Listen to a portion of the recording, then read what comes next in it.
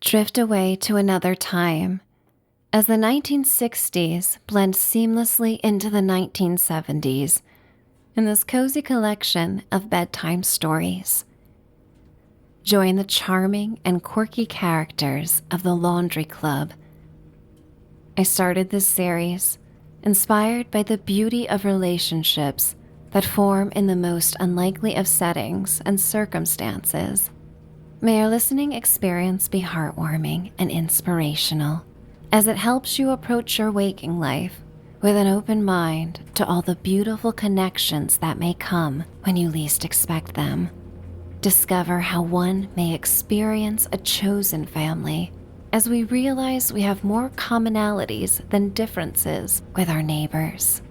Savor the moments in the laundrette as the comforting smells of fresh linens make you feel safe and loved. It's time to dream away. Welcome to Michelle's Sanctuary. I'm Michelle, your sleepy guide through time and space as you unwind before bed. You've made it through another day, and your peace is a well-deserved reward. Get cozy as we enjoy a few breaths together to settle in and prepare for the stories to come. Let out a sigh and feel the air escaping your lips, taking away anything that interferes with your relaxation. Inhale slowly through your nose, imagining a wave of hot air wafting through your room, bringing with it the comforting smells of laundry fresh from the dryer. Feel a yawn begin and turn into another sigh as you exhale. You know, life becomes far easier to trust when wrapped in a fluffy blanket, still warm from the dryer. Inhale again, noticing how the soothing laundry smell seems to infuse the refreshing notes of a waterfall, the hint of spring wildflowers, and the cleanness of mountain air. Open your mouth and yawn, and make a sound as you sigh. Your voice pledges your commitment to feeling good right now. Take one more deep breath, expanding and claiming all the space you deserve. Feel your chest rise and then fall as you let out one last sigh. And when you feel like it, ease your breath back into a natural rhythm as you visualize yourself settling atop a pile of warm, downy comforters tucked safely in this fluffy pile. It's time to abandon your current reality and drift on the words of the stories about to begin.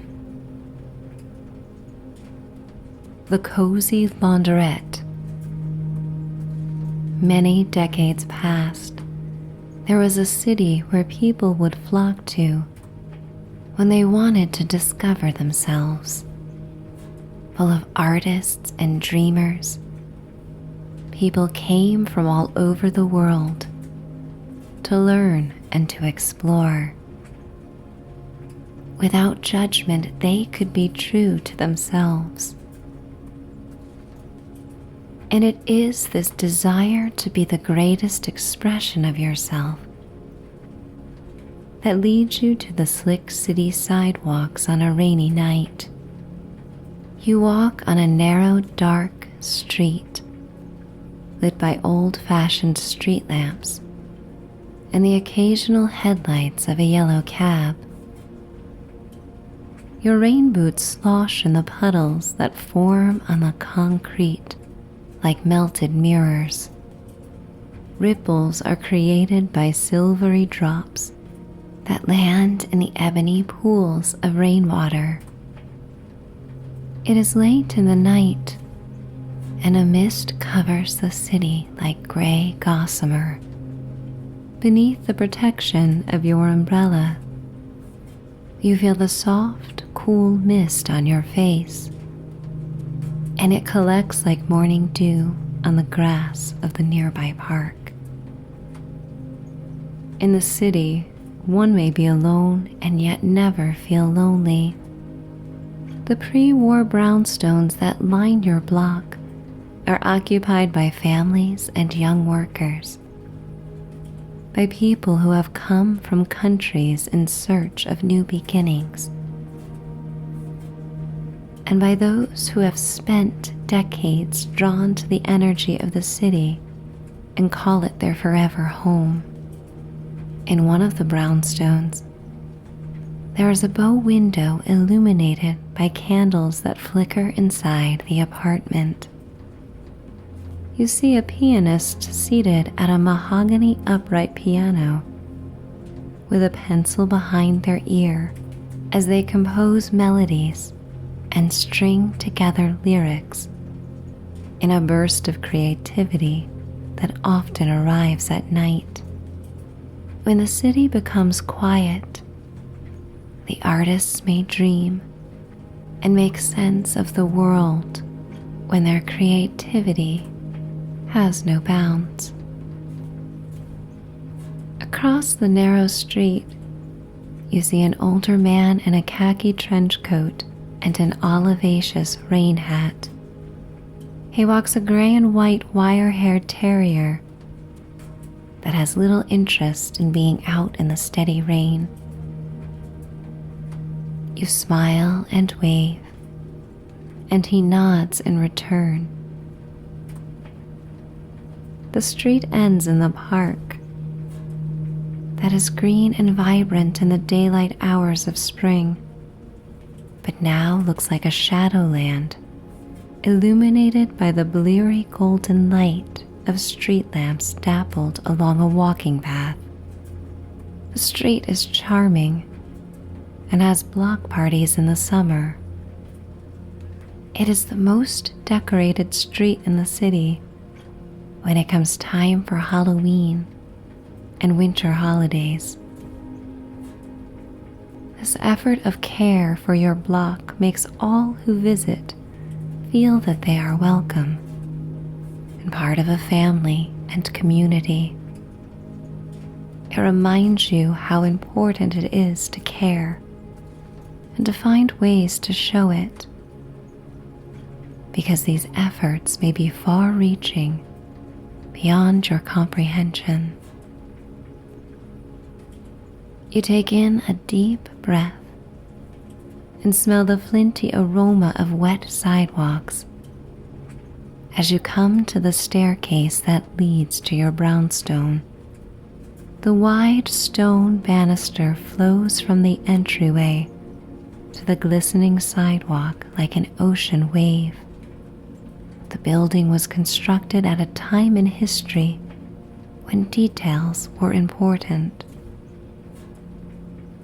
Beautiful scrolls are part of the design in the banister and stairs.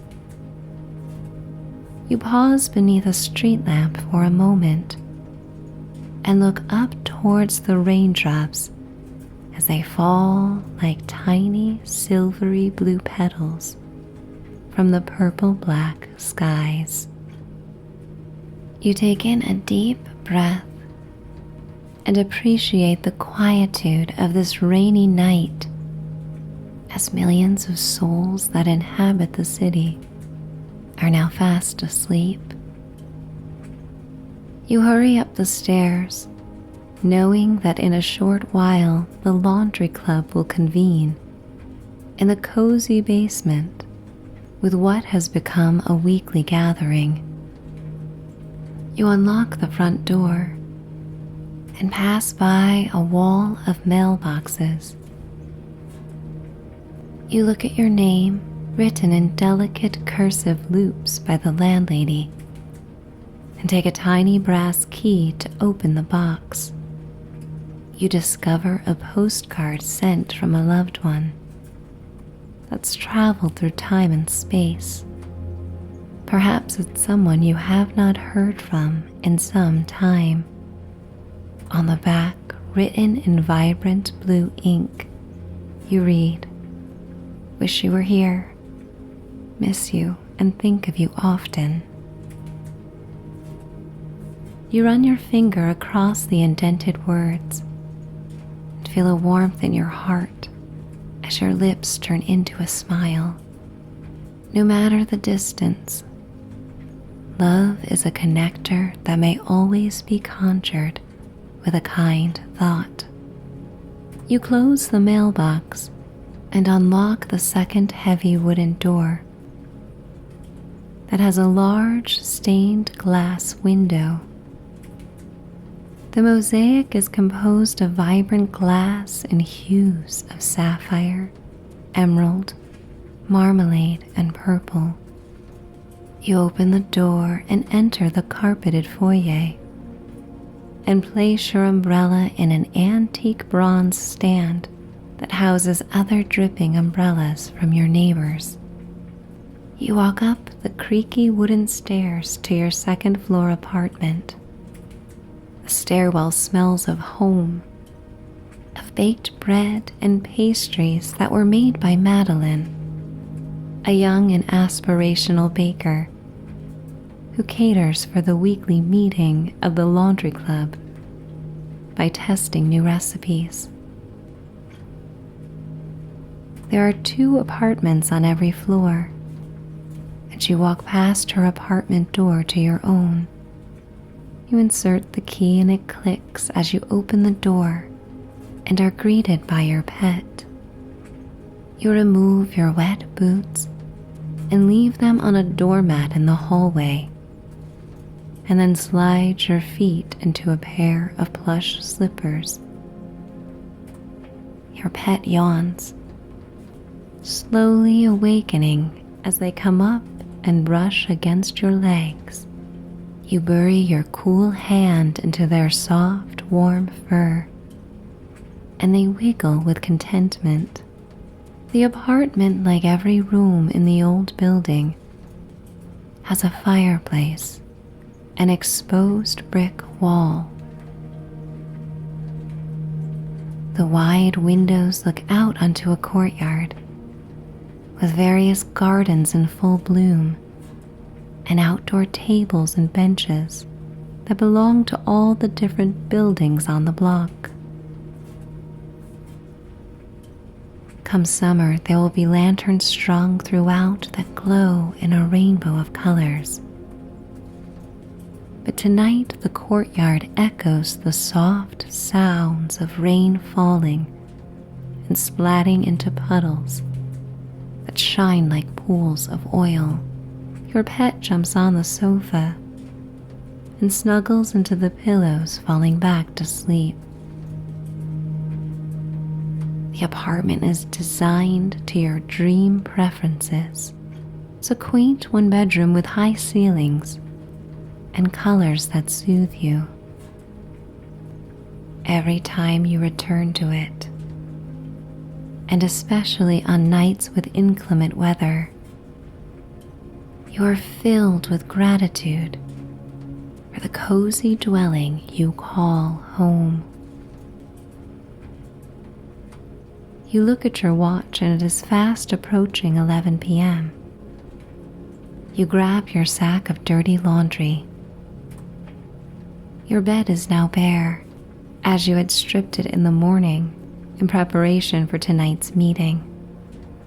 You whisper to your pet that you will return in a bit and then turn off the lights and exit your apartment. You walk down the creaking steps that have a familiar rhythm that conjures a homey feeling. You know the common areas of this charming brownstone almost as well as you know your own body. You have walked through the halls and down the stairs so many times that you have memorized every detail. The burgundy silk wallpaper etched with gold damask patterns meets the mahogany wood paneling that runs midway up the walls. You often think of the lives that have occupied these halls before you, and this feeling of home that you share with them. You feel the weight of the sack on your back and appreciate your body for its strength and ability to do these simple things. Gratitude weaves in and out of every day so that nothing is taken for granted. You approach the stairs that lead to the cavernous hall of the basement. You walk by a window where the rain slithers down the glass pane. It makes a soft dripping sound. You descend the stairs and are met by the fragrance of clean laundry. You hear the soft drum of the dryers in motion and the murmurs of your neighbors who have already convened. You open the wooden door into the launderette and find that nearly everyone has arrived. The room itself is large and occupies more than half of the basement. There are plush, jewel-toned velvet chairs and an antique sofa that rests against an exposed brick wall. A rush of warm, fragrant air wraps around you like a generous hug. It smells of spring-scented fabric softener and hot tea. The room is lit by the warm glow of cast iron wall lamps and stained glass Tiffany lamps placed on accent tables around the room. You see Dorothy seated in her usual spot, next to a round wooden table with a tea set and a plate of fresh pastries that Madeline, the young and energetic baker, has made for the gathering. Dorothy smiles when she sees you and encourages you to settle while she fixes the cup of tea to your liking. Tom, a middle-aged writer who has had his poems read at all the hippest downtown cafes, is seated near an overflowing bookshelf that has become the building's library.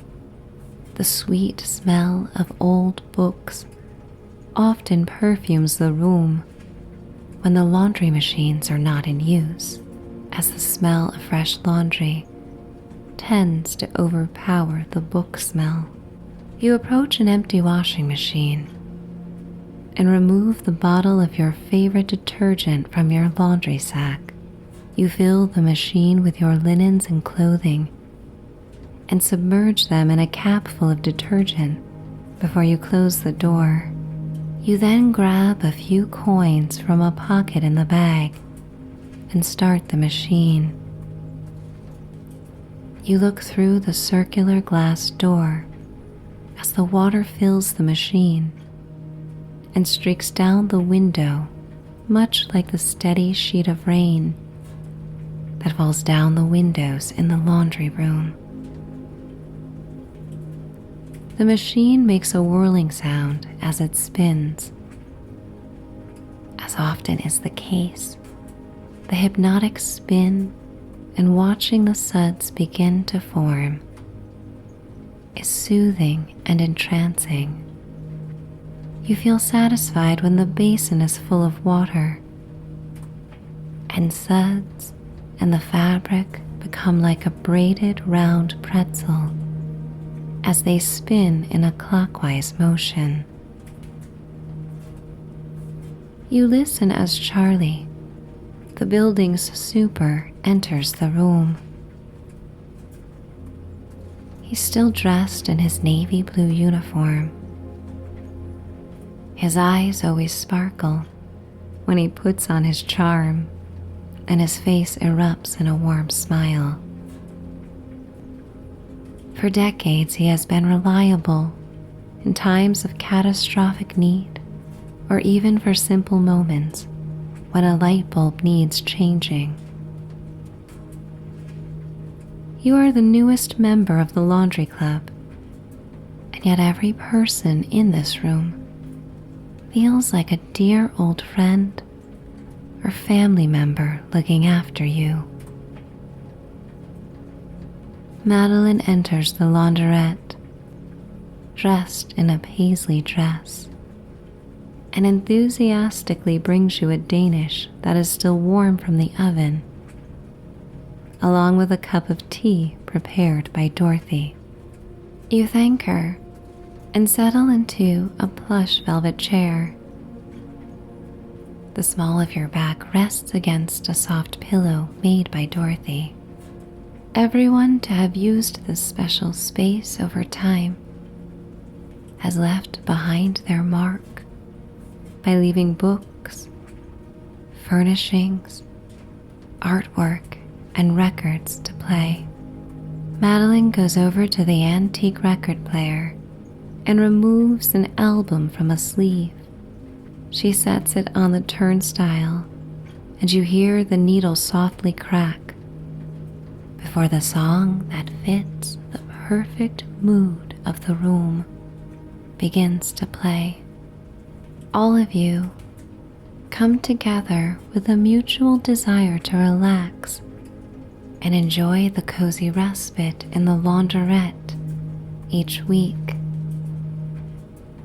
Each gathering feels like a meditation.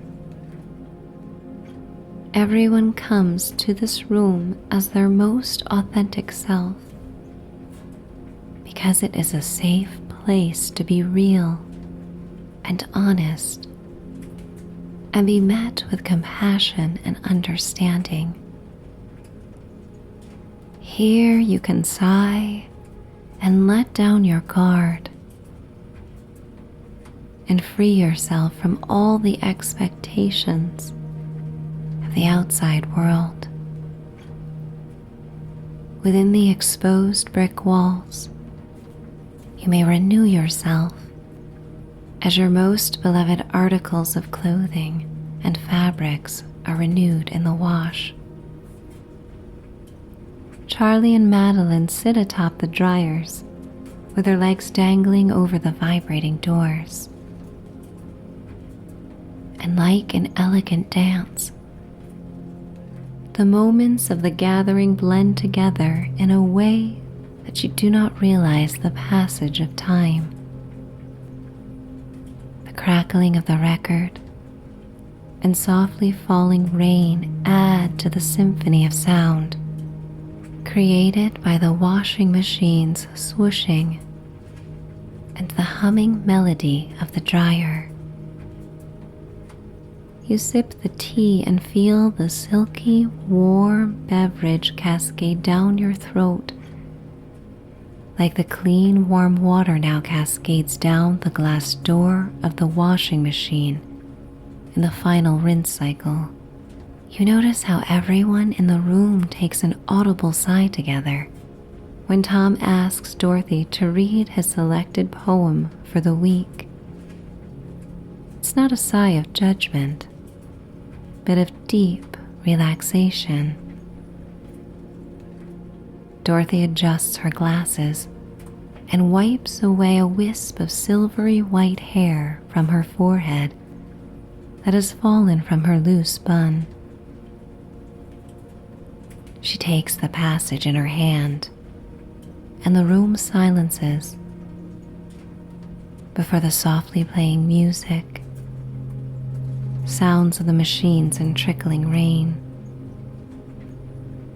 Dorothy clears her throat, and her motherly voice begins to read Home and Love by Robert Williams Service. Just home and love. The words are small, 4 little letters unto each, And you will not find in all the wide and gracious range of speech two more so tenderly complete. When angels talk in heaven above, I'm sure they have no words more sweet than home and love. Her teary hazel eyes reveal gratitude and warmth. Having made it to her 80th year, it is this communal gathering that reminds her she is so lucky to have both home and love, and how it came together in a way she could have never anticipated or planned. After a beat, the washer turns off, and you rise to remove your wet belongings from the machine and transport them to a vacant dryer. You inhale the fragrance of the cool, damp garments as you place them into the dryer. Now heavy, they will soon be made light and fluffy. This is a reminder that with a little help and intention, circumstances may change in a short while. This applies to your life as well. And even with these changes, the core of you is still the same. As the night approaches the midnight hour, the members of the laundry club become tired and more quiet. Tom falls asleep in the chair with a book in his lap. You and the remaining waking members of the club softly laugh and warmly smile in his direction. Only crumbs remain on the plate once abundant with pastries. The last drops of tea have been poured and consumed. Dorothy's load is finished, and you help her gather her items from the dryer. Madeline helps her fold them, and once complete, she says it's time for her to retire. Ever so helpful, Charlie carries Dorothy's bag and leads her to her apartment as he says goodnight. Madeline awakens Tom, and he stirs before rising and saying goodnight as well. You and Madeline remain and clean up the dishes while the dryer finishes drying your garments. The room now tidied, you return to the dryer as it slows to a stop. You open the door and inhale the fragrant hot air. You remove towels and sheets and bedding and pajamas and a few articles of clothing from the hot metal drum.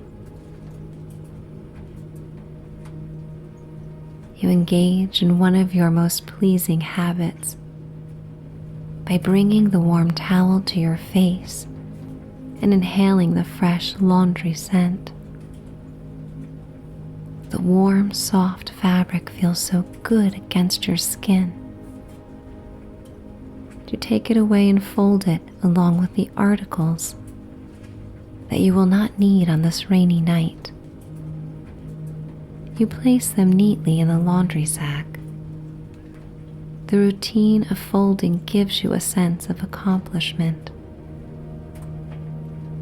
It's always so soothing to see the transformation that occurs. It's amazing how such an easy task can give such a feeling. The once dirtied items are now warm, fragrant, and inviting. Madeline says goodnight as she collects her clean laundry and returns to her apartment.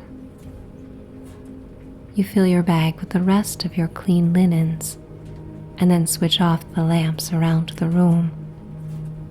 now led through the shadows by the soft lights that shine in from outside the window. You walk through the room and then close the door behind you. You ascend the steps to the first floor, feeling tired and quite sluggish. Your arms and legs feel a slight burn with each step, and you count your ascent to the second floor. 1, 2, 3, 4, 5, 6. You readjust the bag on your back and continue up the final steps. 7, 8, 9, 10, 11, 12. At the top of the stairs, you once again walk past Madeline's apartment and enter your own. You close the door behind you and relish the gentle click of the lock, because the sound means you are now tucked away from the world for the night, safe, serene. Your sleepy pet follows you into the bedroom, where you put away your garments in an antique armoire. You feel the cool, smooth door and brass handle as you gently close it. You change out of your clothes and into flannel pajamas that are still warm from the dryer. The storm outside intensifies, and the rain comes down more steadily. You feel all the more grateful to be dry and comfortable and warm indoors. You grab the sheets and quilt from the laundry bag and make your bed. You smooth out the warm cotton-fitted sheet onto the plush mattress and then put the downy pillows into clean pillowcases. Your pet is eagerly at your feet, awaiting the chance to cuddle in the warm bedding. You finish making the bed and retreat to your bathroom with the freshly folded towels beneath your arm. You place them on a shelf and brush your teeth and wash your face. At one point you felt so tired that you considered skipping this nightly ritual. But when you brush your teeth and feel the minty tingle and gentle massage of your gums, it relaxes you and signals to your body it is time to retire for the night. You splash your face with warm water over the white porcelain sink. You clean yourself of the day. You cleanse yourself with your favorite soap and then rinse away the suds. You bury your face into the fresh, clean towel for the second time on this night, and it soothes you even more than the first. Everything about this experience feels renewing and clean and full of self-care. You take in a deep breath and sigh as you hang up the towel on a brass hook behind the heavy white wooden door. You walk through the shadows of your apartment that is now illuminated by the lights of the courtyard, and you retreat to the dark sanctuary of your bedroom. When you arrive, your pet has already snuggled beneath the covers on their side of the bed. you pull back the quilt and top sheet and sink into the plush mattress. Every deep breath and inhalation of the clean laundry brings you back to memories and the love that you have shared in the small basement launderette. Your head sinks into the clean pillows. Your head sinks into the clean pillows, and you close your eyes. The rain patters against the window that is behind your headboard. The street is quiet before the occasional sound of tires rolling atop the slick pavement, splashing in puddles. You feel the warm, furry body of your pet who has snuggled against you, and you drift between the soothing moment and the sweet calling of sleep. Letting go, surrendering to the comforts of the night, and like a cape around you, these feelings of love and connection are your superpowers that will enliven your dreams as you sleep through the night. Relaxed, carefree, giving in to slumber, or staying awake to enjoy another tale. October Nights. Manhattan in the 1960s teems with possibilities for creative types and dreamers. The energy of hope permeates the fast-paced dwellers who share the tiny concrete island. With a limited space, the only place one may reach is for the stars. Innovators focus on the potential rather than limitations.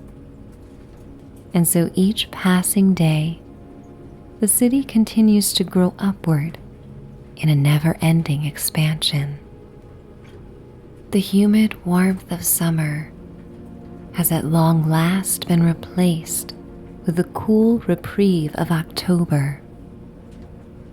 You find yourself on an uptown train that opens onto the platform in a station on the Upper West Side. Melodic notes of longing sing out from the saxophone of a busker who stands in the center of the busy platform. Like the evening cry of a loon, the familiar tones of his playing seem to say, "I'm still here. Are you?" Neighborhood residents answer his call with loose coins that drop into his sapphire velvet-lined case. And when you reach into your pocket to drop a few coins into his case as well, you are overcome by the rippling effect of living in a city. In this moment, you recognize that everyone is connected, be it by choice or chance. You walk through the turnstile beneath the vibrant glow of station lights and ascend the subway steps into the solve of darkness and quietude along Central Park. All at once, the flurry of activity underground is soothed by the stillness of this quaint neighborhood. The street and sidewalks glisten from the remnants of an afternoon rain shower. The air smells of wet sidewalks and sweet, damp leaves. You walk along the stone walls that line the park. Fallen leaves are stirred by a gentle breeze caused by Mother Nature and speeding yellow taxis. The sidewalk is layered with a mosaic of leaves in shades of copper, school bus yellow, rusty orange, and gold.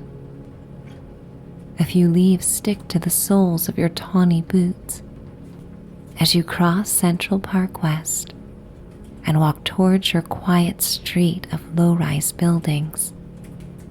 Autumn decorations are out in full force on your quaint street as the month leads up to a block party. Cottony webs cascade down the broad railings of brownstones and land on scarecrows, skeletons, and cornstalks. Pumpkins and gourds pepper the stairs and terraces of neighboring buildings. And in tradition, you will meet in the cozy basement of your building to carve and paint pumpkins for display. Nights like this make a city of millions feel as intimate as a small town. Silvery blue clouds move across a waxing gibbous moon, just days shy of being a full hunter's moon. The street is cast in the warm golden tones of street lamps and silvery moonlight. The nip in the air is both sharp and pleasurable, and you relish the warmth of the earth-toned sweater and slacks that you wear. The sills of double French windows of a pianist's apartment are adorned with pumpkins and lanterns. The warm glow and melodic sounds of his evening practice session slip out of the slightly cracked window onto the street. You inhale the night air and smile, comforted by the city of music. He ends the piece and looks out the window to catch your gaze. He nods and you wave in a familiar and kind exchange before he returns to the black and white keys. You come to your building and ascend the reddish-brown steps that lead to the foyer. An autumn wreath made of red maple leaves, dried sunflowers, and pine cones hangs on the front door. You smell the faint aroma of dried flowers and are suddenly drawn to the warmth of the building. You remove your key from a sweater pocket and insert it into the cast iron lock. You open the heavy door, and a rush of warm air greets you with the aroma of butternut squash soup and baked apples. The rich scents are clues about the menu for tonight's laundry club gathering. The heavy door slowly closes behind you with a tired squeak and soothing soft click. It is a barrier from the sounds of the city and seals you into the safe cocoon of your building. You ascend the soft carpeted stairs to your second-floor apartment and unlock the door. An overstuffed laundry bag rests against the molding of the door frame. You step into the kitchen to grab a box of specialty teas from Sri Lanka to bring to the gathering. Your beloved pet comes running towards you and rubs against your legs. Their eyes are still sleepy after being awoken by your return.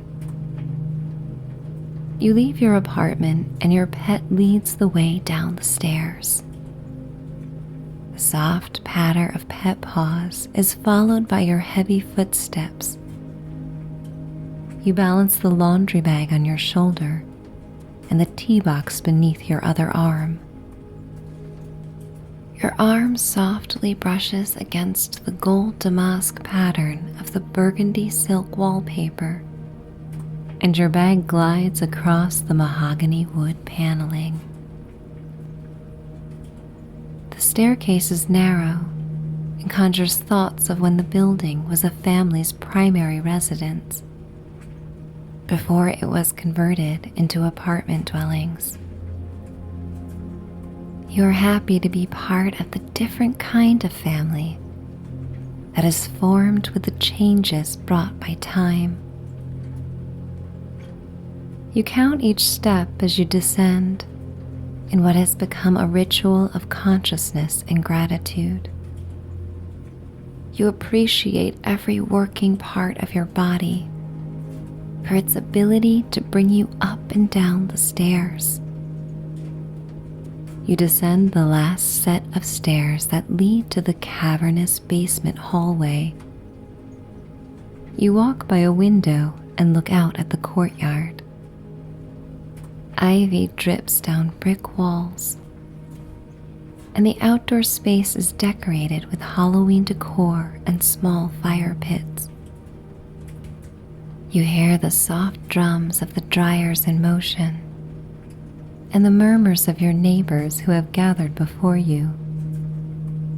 All at once, the smells of apple turnovers, butternut squash, and fresh laundry travel on the warm air. And while the basement is often cool this time of year, it becomes a haven on nights the laundry club gathers. The dryers and clanking silver heat pipe that runs through every floor create a warm atmosphere. You open the wooden door into the launderette and see that nearly everyone has gathered. Dorothy is often the earliest to arrive in the late afternoon and has already finished her laundry. She is the oldest resident of the building and carries a grandmotherly charm. The more you get to know her over time, the more you witness the bawdy side of her that reminds you of Broadway legends. You set down your laundry bag and greet everyone. Your pet races towards Dorothy and rubs against her legs. You bring the box of specialty tea to your dear neighbor, and her eyes light up with gratitude. She rises to arrange the tea by a hot plate that warms a kettle of water. Tom, a middle-aged writer, sits comfortably in a plush velvet armchair as he finishes up a crossword puzzle.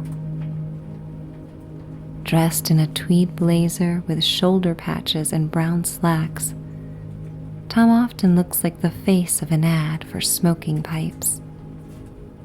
He sits in the golden glow of cast iron wall lamps as he toils away on the puzzle. Tiffany-style lamps are scattered on side tables and illuminate the room in colorful light. Miniature gourds are scattered about the lamp bases and are a gift from Ed. Ed is the newest member of the laundry club. The son of Chinese immigrants, he was born and raised in the West Village, where he helped run the family's launderette. A quirky character, he is a constant source of laundry advice and cooking tips. Ed arrives behind you with a milk crate of pumpkins and painting supplies for tonight's activity. Over the summer, Ed and Dorothy reconnected at a high school reunion, and an old flame was reignited. Having passed on the family business to his son, Ed delightfully moved into the last empty apartment in the building. He and Dorothy reconnected as if no time had passed. Their rekindled love brings hope and new energy to the group and continues to evolve before your eyes as the perfect New York story of romance. Madeline, a young and energetic baker who lives on your floor, comes down the steps with her basket of laundry. She is dressed in billowing chiffon garments in a burgundy paisley pattern. You greet her and both begin to fill the washers with your garments and detergent. Tom donates his finished newspaper to line the table oft used for folding laundry. but will be used tonight as a pumpkin decorating station.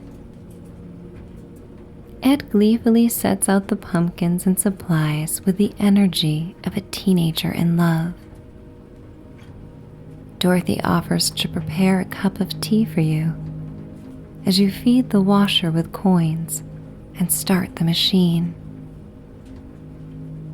You look through the circular glass door as the water fills the tub. There is something so satisfying as watching the clean water stream down the glass and saturate your belongings.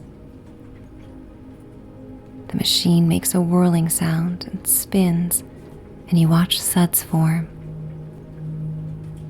Charlie, the building super, enters the room still in his Navy uniform. Madeline invites him to help himself to some soup and turnovers. The two of them are like siblings, always looking out for one another. Watching them reminds you how everyone in the building looks out for one another. Each member makes their way towards the soup bowls and fills the ceramic vessels with steamy butternut squash soup. You take a warm apple turnover as well and retreat to an armchair to enjoy this comforting taste of fall. The silky thick soup coats your throat with warmth.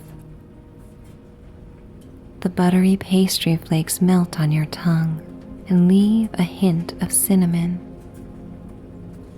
Madeline puts a record on the player, and soft, crackling melodies sung by New York crooners play over the sounds of the washers and dryers.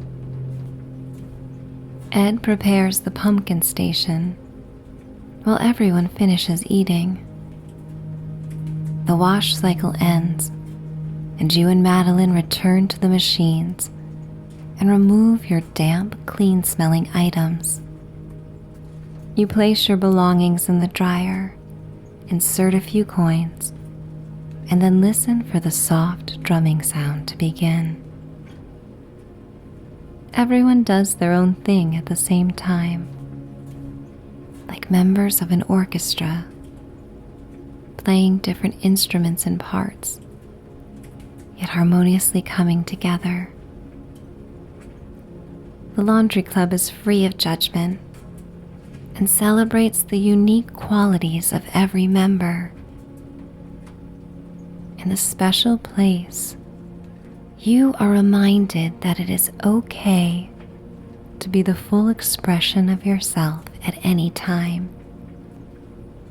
And in the company of this chosen family, you are safe and loved. Charlie and Madeline bring chairs over to the table for Ed and Dorothy to get comfortable. You join the group and decide whether to carve or paint your pumpkin.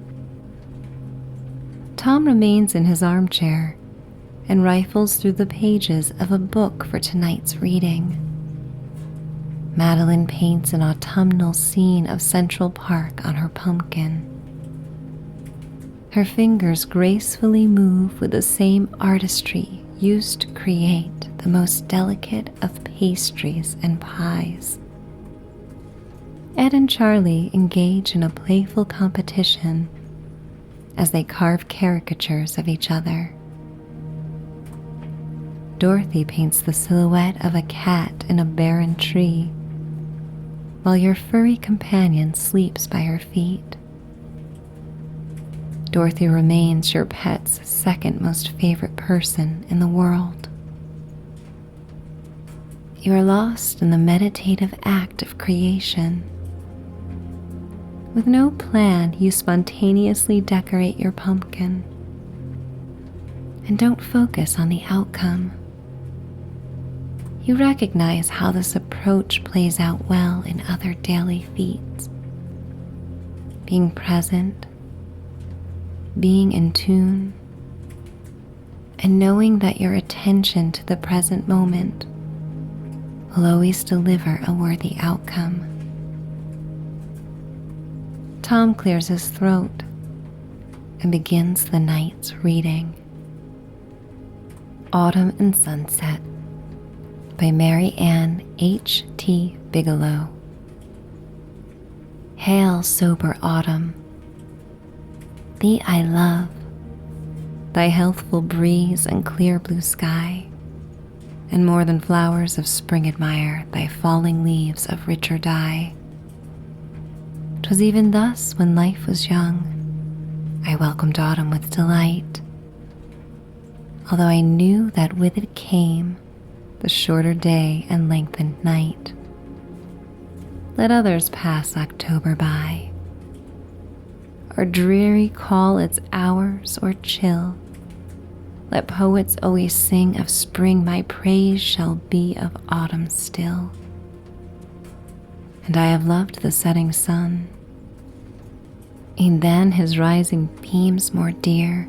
'Tis fitting time for serious thought, it is an hour for solemn prayer. Before the evening closes in, or night's dark curtains round us fall, see how o'er tree and spire and hill that setting sun illuminates all. So when my earthly race is run, when called to bid this world adieu, like yonder cloudless orb I see, may my sun set in glory too. The book closes in a quiet clap. A moment later, the dryers become silent and still.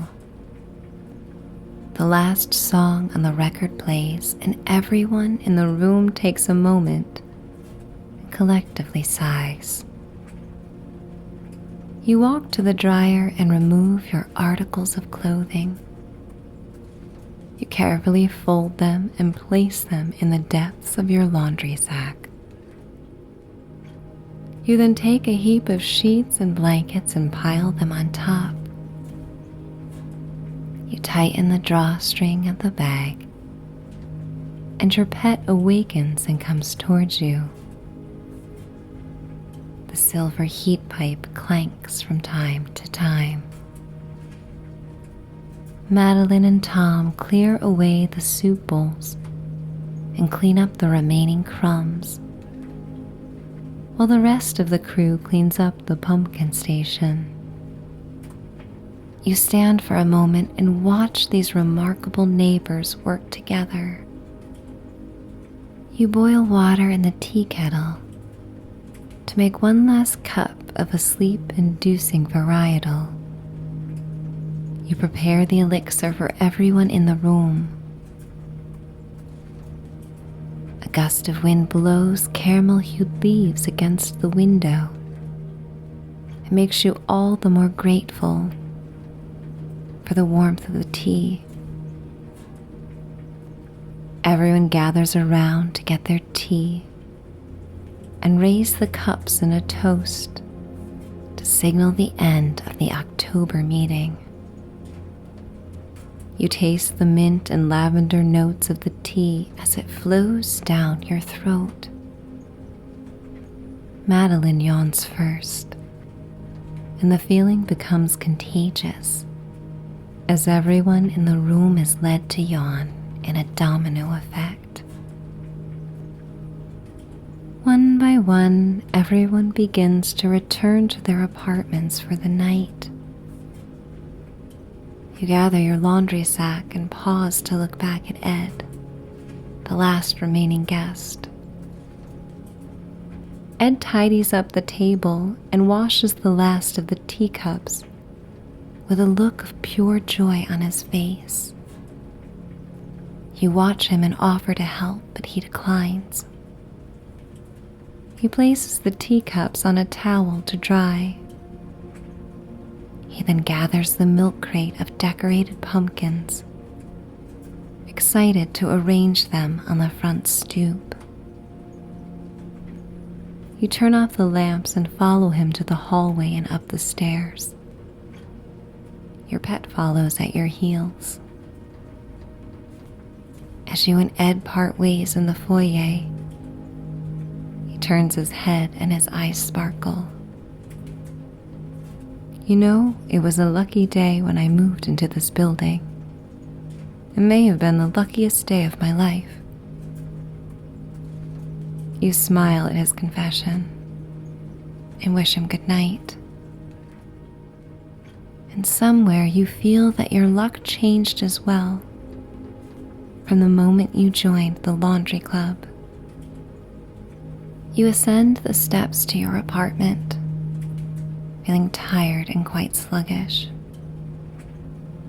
Your arms and legs feel a slight burn with each step, and you count your ascent to the second floor. 1, 2, 3, 4, 5, 6. You readjust the bag on your back and continue up the final steps. 7, 8, 9, 10, 11, 12. At the top of the stairs, you walk past Madeline's apartment and hear the faint sounds of the radio playing. You open your door and your pet runs into the living room.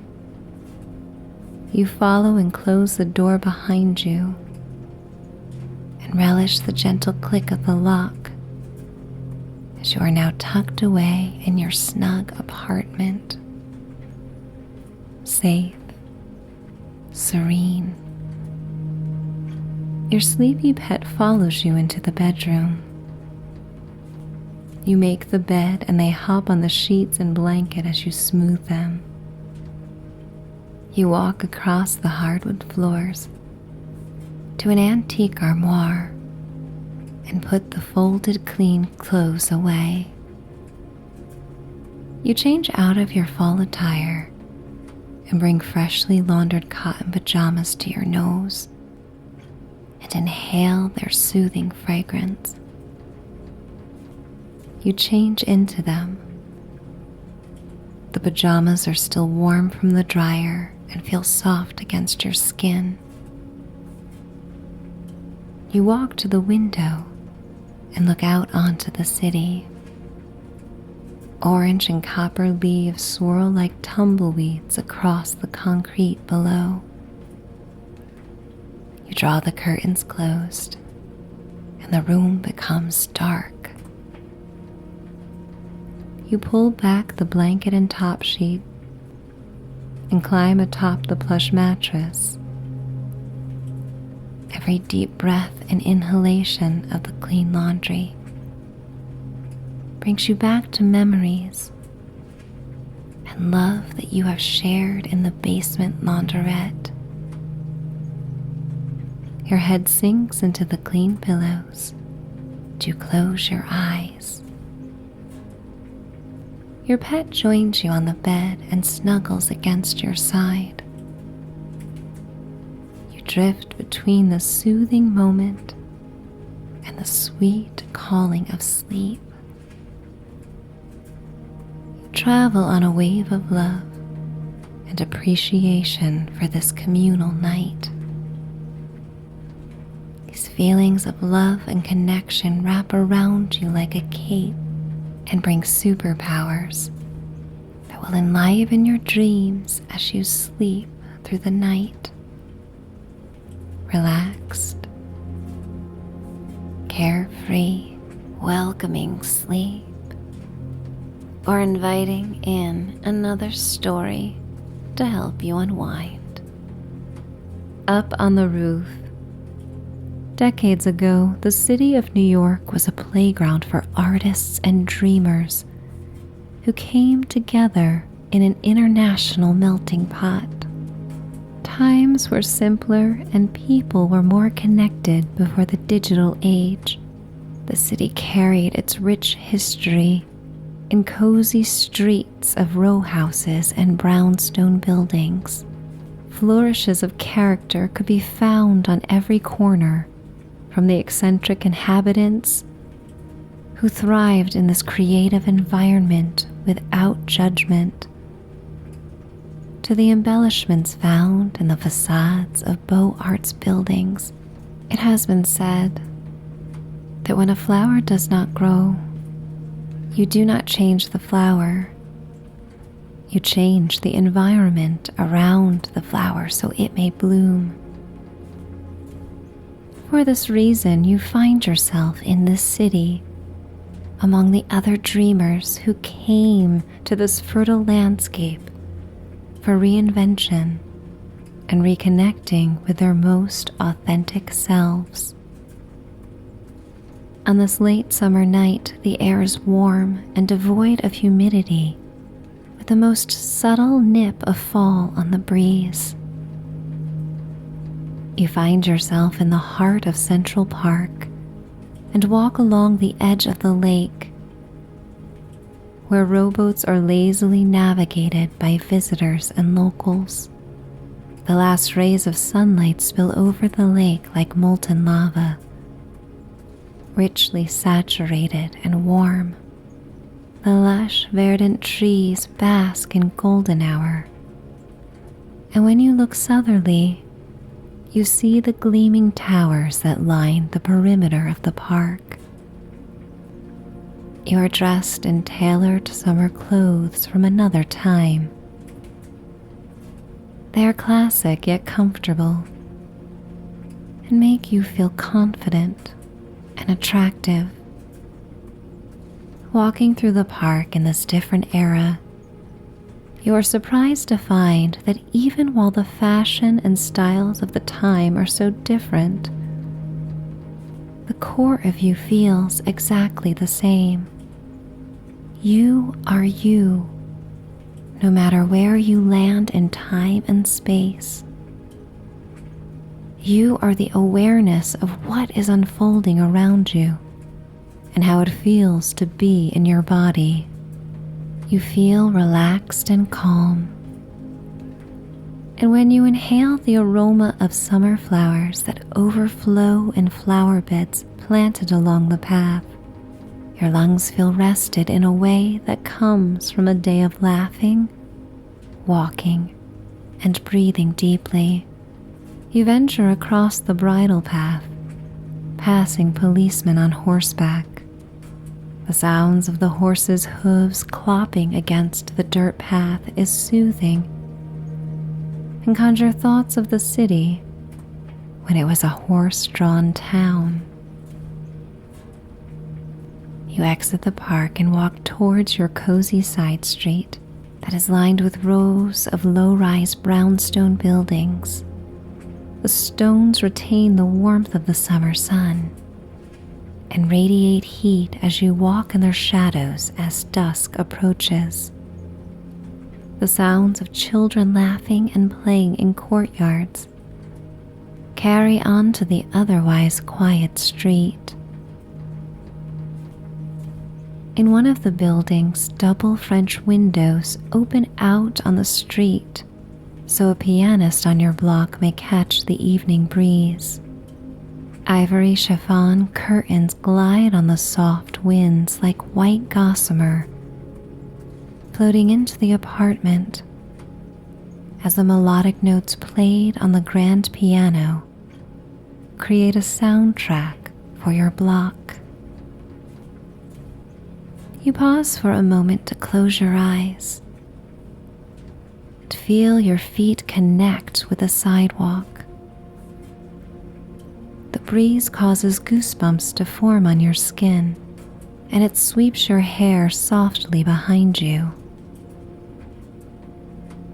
You take in a deep breath and savor the perfection of this moment and of feeling good. In the movie of your life, this scene is one of contentment and joy found in the simplest pleasures. Tepid air, piano music, a connection to your community, and familiarity with the home you have created in this bustling city. You are behind schedule, but know it is of no concern to the laundry club, since everyone is free to arrive when they can. Most of the year you gather in the cozy basement launderette, but the summer months bring a different experience.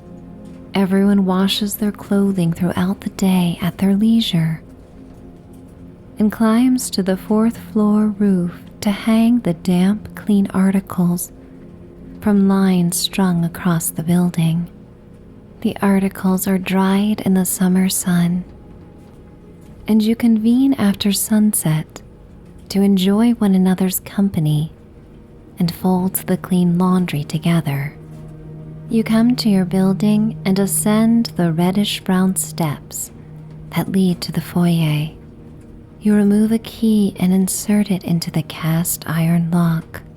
Sometimes you get glimpses of what it was like when the original owners returned to their home. At a time before electricity, when an entire family occupied the building. Now most of the townhouses on the street have been transformed into apartments, and through the evolution of time, chosen families began to form. Your neighbors have become your chosen family, and you eagerly look forward to the weekly laundry club meetings. As you enter the building, you turn to see an older man on your block walking his gray and white wire-haired terrier. He gives a subtle nod and smile, and you wave to him. And while you never catch one another's name, you are both on a daily routine that causes you to cross paths often with welcome familiarity.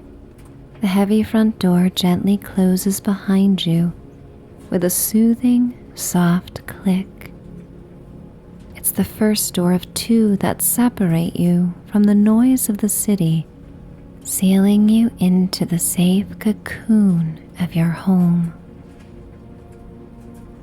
The foyer smells of dried flowers, as fragrant as sweet potpourri. Dorothy, a longtime resident and grandmotherly figure, hand-picked and dried them early in the season. And in every season, this city block and this building you call home are tended to with seasonal flourishes and celebrations that bring you joy. Just like the mosaic glass window of the second door leading into the building brings beauty to each day. Composed of vibrant glass in hues of sapphire, emerald, marmalade orange, and purple, it is like looking through a kaleidoscope into the hallway. You unlock and open the door and step onto the soft carpet that leads up the stairs. You walk up the creaking wooden stairs to your 2nd floor apartment. The stairwell smells of freshly baked fruit pies made by Madeline, a young and aspirational baker who bakes for every meeting. You walk past her apartment door to your own. You hear your pet scurry behind the closed door and open it into the cool apartment. The windows are open and you relish the cross breeze that blows with fresh air. It's the first day in a long while that you have been able to keep the windows up as the hot, humid summer air dissipated. Your pet runs to you and you weave your fingers through their soft, warm fur. You peer out the windows to see the courtyard, where gardens overflow with berries and vegetables for the last harvest of the season. Rainbow lanterns are strung and illuminate the neighboring courtyards, where people gather and barbecue and share their tales of city adventures with one another. Ivy flows down the brick facades of some of the buildings in shades of dark green. Their waxy leaves reflect the colorful glow of the lanterns. Human voices reverberate through the open areas in sing-song deliveries, and mingle with the sweet sounds of laughter and fun. Your quaint one-bedroom has high ceilings and has been decorated to your preferences. The soft glow of the setting sun casts the room in a golden orange hue. You walk to the bedroom and grab a wicker laundry basket. You then walk to the kitchen and take a large bowl of fruit salad from the fridge to bring to the gathering. You pat your leg and call to your pet, who follows quickly behind you, to ascend the steps to your gathering. You leave your apartment and walk up the creaking steps. The sound is familiar and conjures a homey feeling. You know the common areas of this charming brownstone almost as well as you know your own body. So many times you have walked through the halls and down the stairs and up to the roof that you have memorized every detail. The burgundy silk wallpaper etched with a gold damask pattern meets the mahogany wood paneling that runs midway up the walls. Sometimes you trace the gilded details with your finger, as intrigued by their beauty as a small child would be. You climb up 2 flights of stairs with your pet eagerly in tow. The heavy metal door to the roof is wedged open, and you take in a deep breath when you arrive. Your heart has accelerated with each step, and you welcome the fresh air that contrasts the sweet yet dusty smells of the old building. You hear the familiar voices of the laundry club waft through the dark corridor as you ascend 3 steps to the charcoal gray roof. The soft smell of the roof tar is buried in the sweet aroma of baked pies and clean, fresh laundry. You are the last to arrive at the soiree. Long lines of clothing and sheets are strung from east to west and north to south. You dug under your own clothes and squeeze the fabric lightly to feel that it is fully dry. You instinctively draw a cotton sheet to your face and feel the soft woven fabric against your cheek. You take in a deep breath and smell the freshly sun-dried linen and relish the clean aroma of your beloved detergent. The colorful fabric and patterns of your garments and those of your neighbors look like an elaborate tapestry floating on the evening breeze. Your pet carefully walks ahead to greet Dorothy, who sits near a white metal table in a wicker chair. Dorothy often looks after your pet when you are out of town, and you love to watch them interact. A special bond formed between your beloved animal and this kind woman years ago. You bring the fruit salad to the table and set it next to the blackberry and raspberry pies made by Madeline. There is a pitcher of lemonade and sweet tea on the table as well. Holiday lights are strung around the perimeter of the rooftop and slowly replace the light of the sun as twilight sets in. Clouds drape across the sherbet and cotton candy-hued sky as softly as the cotton sheets that blow on the clothesline. You look across the level roofs of neighboring buildings that are now empty, The low-rise townhouses are nestled between the high-rise Beaux Arts buildings that form a fortress around the neighboring blocks. When walking through the city streets, it's often easy to forget the sliver of sky that peeks between the tall buildings. But on the roof, you feel close to the heavenly colors that slowly darken into shades of navy and indigo blue. A splatter of glitter appears in the form of stars, and a crescent moon rises above the tallest of buildings in the heart of the city.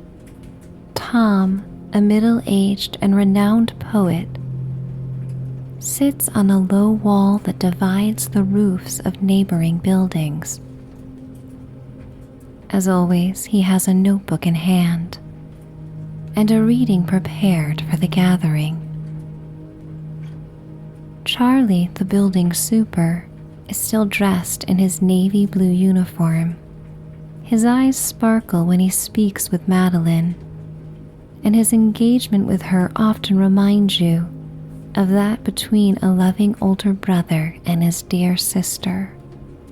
Among the warm glow of the lights strung around the roof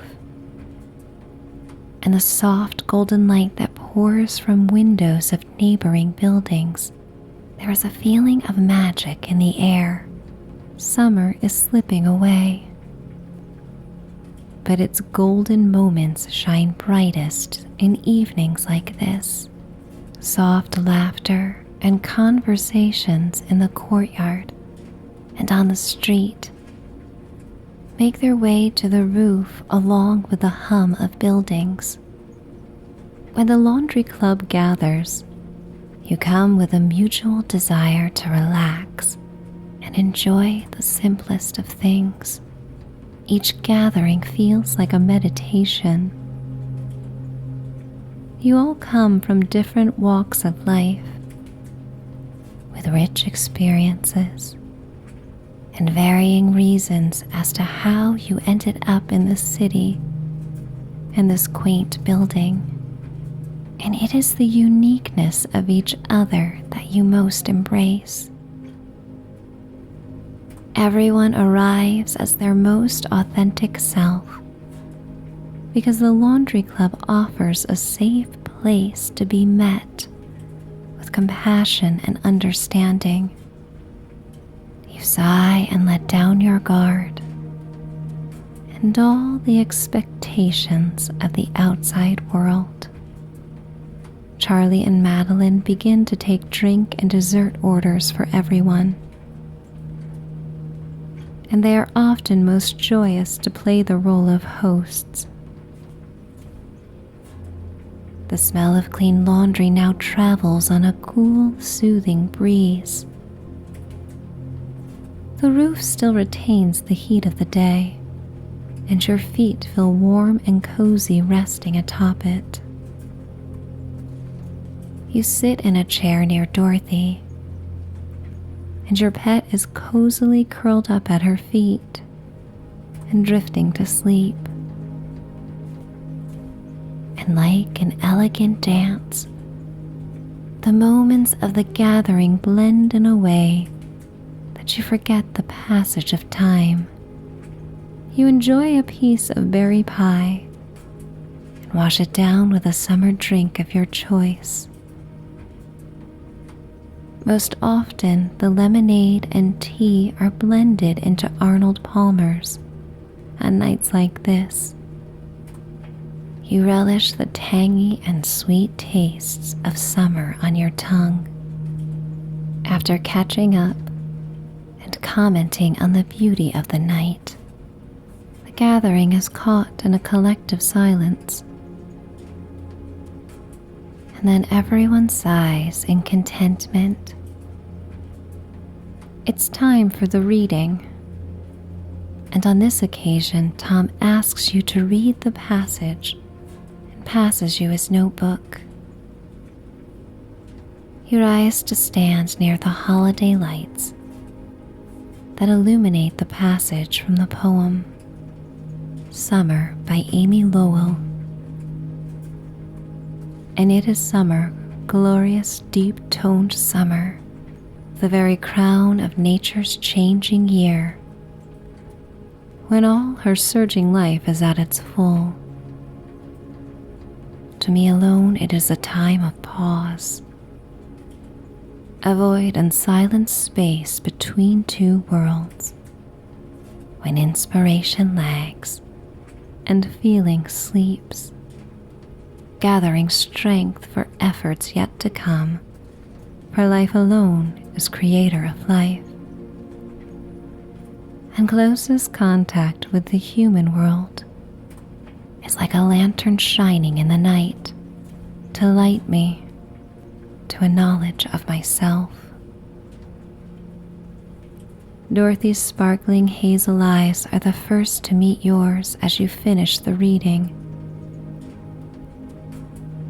She smiles and declares that as long as she has lived, she is continuously surprised by how much more awaits her and how much more there is to learn after living through 80 summers so far. Up on the roof on this balmy night, you feel the promise of what is to come, while holding on to the pleasure of the moment. However fleeting, it will stay with you and remind you of how wonderful it is to connect with others. For a moment in the darkness, it's as if each of your neighbors is surrounded by varying hues of light, like lanterns, like lighthouses.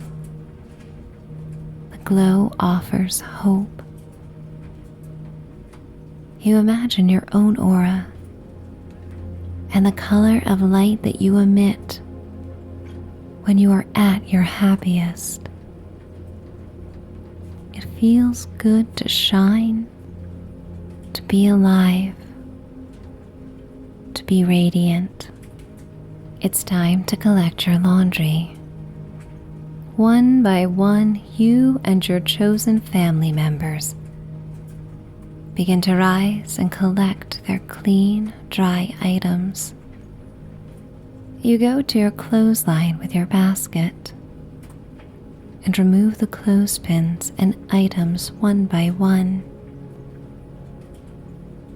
For a moment, you look at the wooden clothespins and enjoy a childhood memory of the wonder you felt when you first discovered them. You drop the pins into your wicker basket and flap your dry belongings against the breeze before neatly folding them. Your pet stands between your feet and their soft fur rubs against your exposed ankles. Charlie removes Dorothy's lacy and silk garments from the line and hands them to her to fold. You never imagined laundry could be so fun, but together it feels like a special excursion. Madeline folds her paisley dresses and velvet frocks, and Tom tends to his earth-toned corduroy pants and cotton shirts. Garments are as diverse as the personalities on this roof, and in this vibrant city, you feel so lucky to be among them.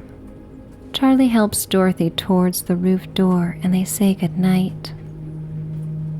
Dorothy often attributes her secret to staying agile is making these trips up the stairs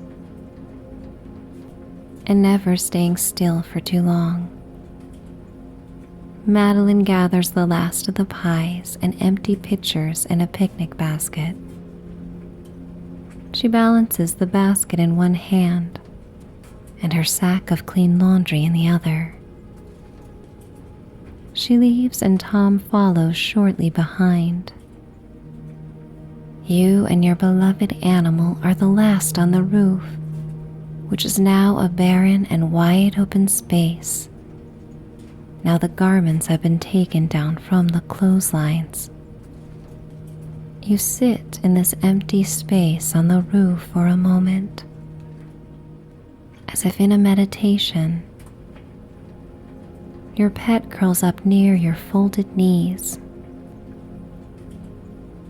You look to the sky and offer a thank you that comes out of your mouth in a whisper.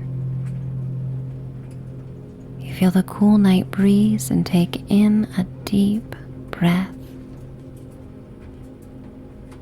You think of all the souls to come before this moment and those who will come after, and appreciate the beauty of a late summer night and the wonders of the city, the sky, and the universe. Because up on the roof can be such a kind, soothing place that connects you to all. Your pet yawns, and the feeling becomes contagious, prompting you to yawn as well. Tiredness takes over, and you are ready to return to the sanctuary of your apartment. You pick up your clothing basket and retrieve your empty fruit bowl before making your way to the exit door. You descend the steps to your apartment, feeling tired and quite sluggish. Your arms and legs feel a slight burn with each step, and you count the stairway to the second floor. Your pet races ahead, as eager as you are to return home. 1, 2, 3, 4, 5, 6. You readjust the basket in your arms and continue down the final steps. 7, 8, 9, 10, 11, 12. You once again walk past Madeline's apartment and enter your own. You close the door behind you and relish the gentle click of the lock, as you are now tucked away from the outside world. Safe, serene. Your sleepy pet follows you into the bedroom, where you put away your garments in an antique armoire. You feel the cool, smooth door and brass handle as you gently close it. You change out of your clothes and into summery cotton pajamas. A cool breeze blows through the bedroom and promises a night of the perfect temperature for sleeping. You grab the sheets and quilts from the laundry basket and make the bed. You smooth out the cotton-fitted sheet onto the plush mattress, and then put the downy pillows into clean pillowcases. Your pet is eagerly at your feet, awaiting the chance to cuddle in crisp, clean sheets. You finish making the bed and retreat to your bathroom with the sun-dried towels. You brush your teeth and wash away remnants of a summery day in the city. You enjoy the minty tingle in your mouth. It relaxes you and signals to your body it is time to retire for the night. You splash your face with warm water over the white porcelain sink. Everything about this night feels cleansed, renewed, and fresh. You bury your face into the fresh, clean towel, and it soothes you deeply. You take in a breath and sigh as you hang the towel on a brass hook behind the heavy white wooden door. You walk through the shadows of the apartment that is illuminated by the colorful lanterns that glow in the courtyard. You retreat into the dark sanctuary of your bedroom. When you arrive, your pet has already snuggled beneath the covers on their side of the bed. You pull back the quilt and top sheet and sink into the mattress. Every deep breath and inhalation of the clean laundry conjures images of freshly laundered garments billowing in the breeze on a clothesline. You imagine clotheslines in lavender fields and meadows of summer flowers. You visualize them soaking up the sun between the shadows of city buildings. You think of all the glorious places where clotheslines may be hung and garments may dance on the breeze. You imagine what it feels like to drift on a summer breeze while still tethered to a line. A balance of freedom and being connected at the same time. Your head sinks into the clean pillows and you close your eyes. You feel the warm, furry body of your pet who is snuggled against you. And you drift between the soothing moment and the sweet calling of sleep. You surrender to the comforts of the night. And like a cape around you, feelings of love and connection return to you from the newly made memories with the laundry club. These feelings are your superpowers that will enliven your dreams as you sleep through the night. Relaxed, carefree, and nestled in the soft and deserved moment. You may drift asleep or continue to the next season. Winter magic in the city. It is at the end of the year that we begin to reflect on all that was and stir a pot of hope for all that may be in the new year. But some years are harder than others, no matter what we may try. We may filter out the good with the hope of a gold miner sifting through the silt of a river. We may cherish the tiniest of golden nuggets. Sometimes they may be so small that they go unnoticed. But even the smallest glint of gold may catch our attention if we seek the light.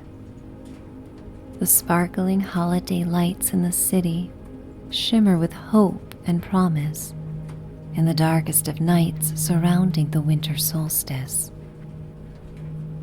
The longing for what was and the hope for what could be become powerful determining factors in whether we stand still or we move forward.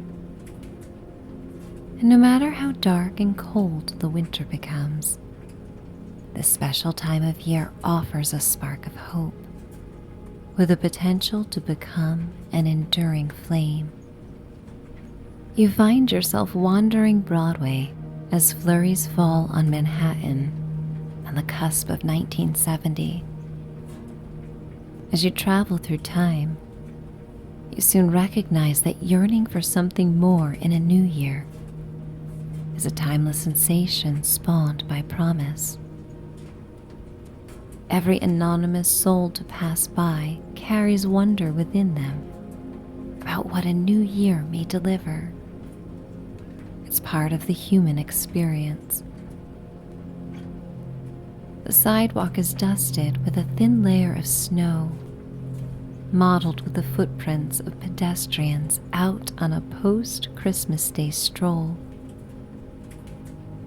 You turn on West 69th Street to discover an untouched path of pristine snow that shines like opal glitter beneath golden street lamps.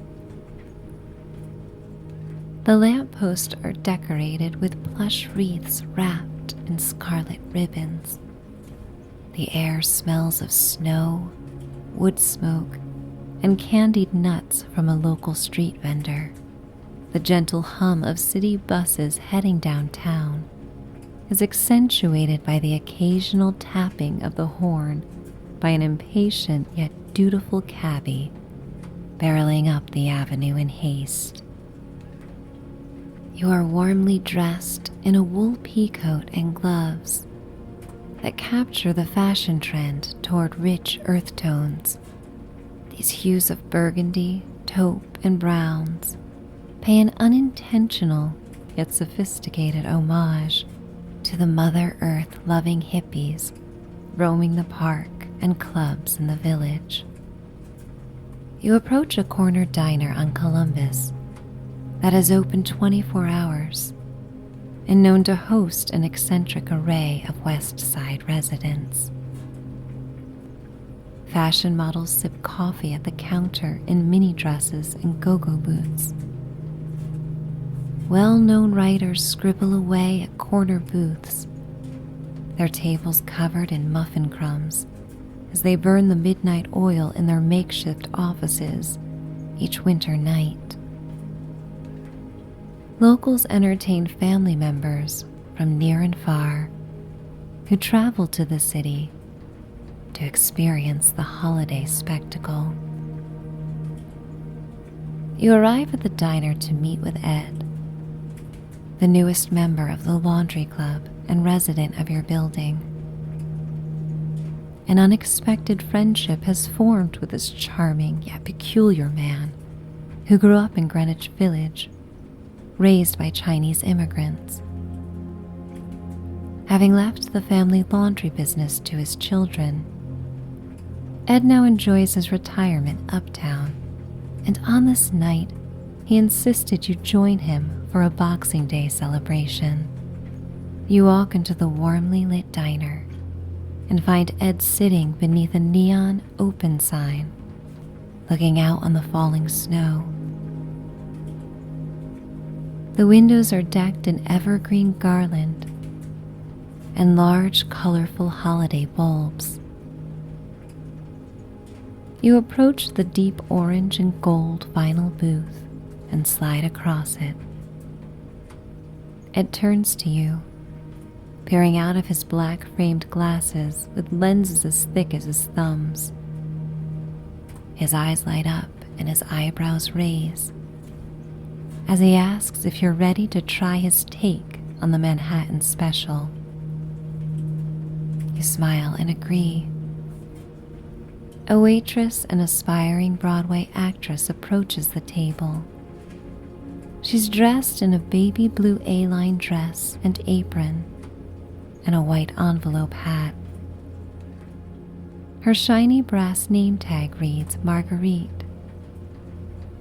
Ed begins to order 2 Manhattan Special egg creams and gives the exact measurements for his beloved concoction.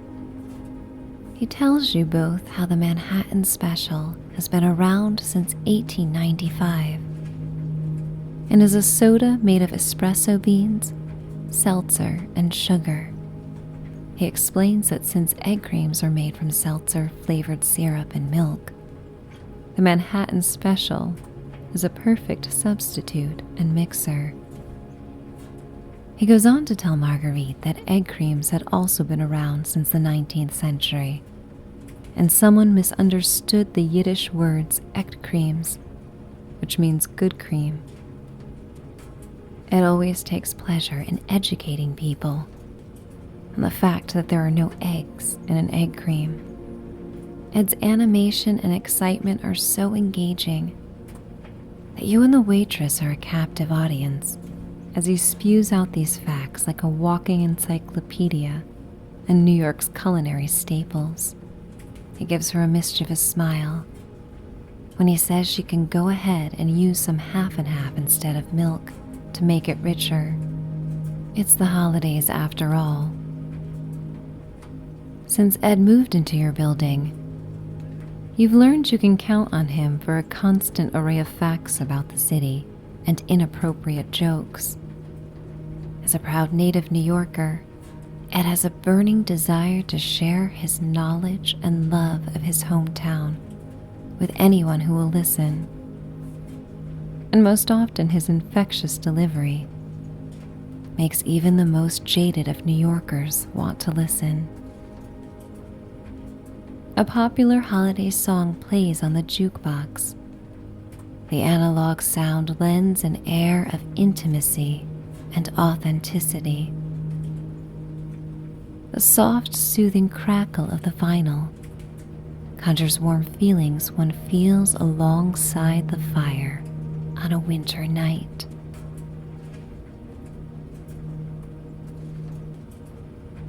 Marguerite returns with Ed's special in 2 tall fountain glasses, and she has topped them off with whipped cream and a cherry.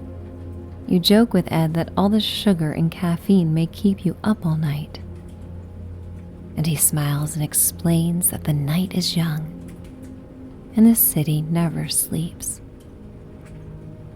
You have no idea what Ed has in store, but that is part of what makes nights out on the town with him all the more exciting. You sip the towering drink, and it has the perfect balance of sweetness, carbonation, bitter coffee, and cream. The bubbles cleanse your mouth of the whipped cream, and the beverage is as filling as a meal.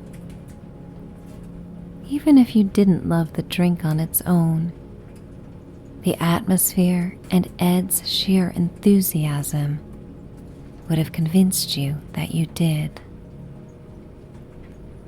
Ed is so focused on your reaction that he forgets the drink in front of him until you remind him. He laughs and catches up to drinking just as fast as you. The murmurs of other diner patrons create a soothing ambient sound. You feel part of something bigger than yourself in this corner diner, enjoying a simple experience with total strangers, while everyone keeps to themselves. The energy of the diner validates the idea that in a city like New York, you are never truly alone unless you want to be. The energy of human connections in this town is palpable. Ed places a generous amount of cash on the table for Marguerite and stands to put on his coat and hat. She wishes you both a happy new year and jokes that maybe this will be the year that Ed's special makes it to the menu. You follow Ed to the exit, and jingle bells ring out when the door closes behind you. The cool, damp air hits your face and lungs as soon as you step out onto the sidewalk. The temperature is refreshing, and the droplets in the air feel cleansing. Ed walks briskly, and you follow behind, completely unaware of what he has in mind. You walk for 2 blocks and come upon the spot where Christmas trees had been sold since the Macy's Thanksgiving Day parade. The stand is no longer there, but a single Fraser fir tree leans against a snow-covered red pickup truck. A tall, rugged man from an upstate tree farm is loading wooden signs onto the cargo bed.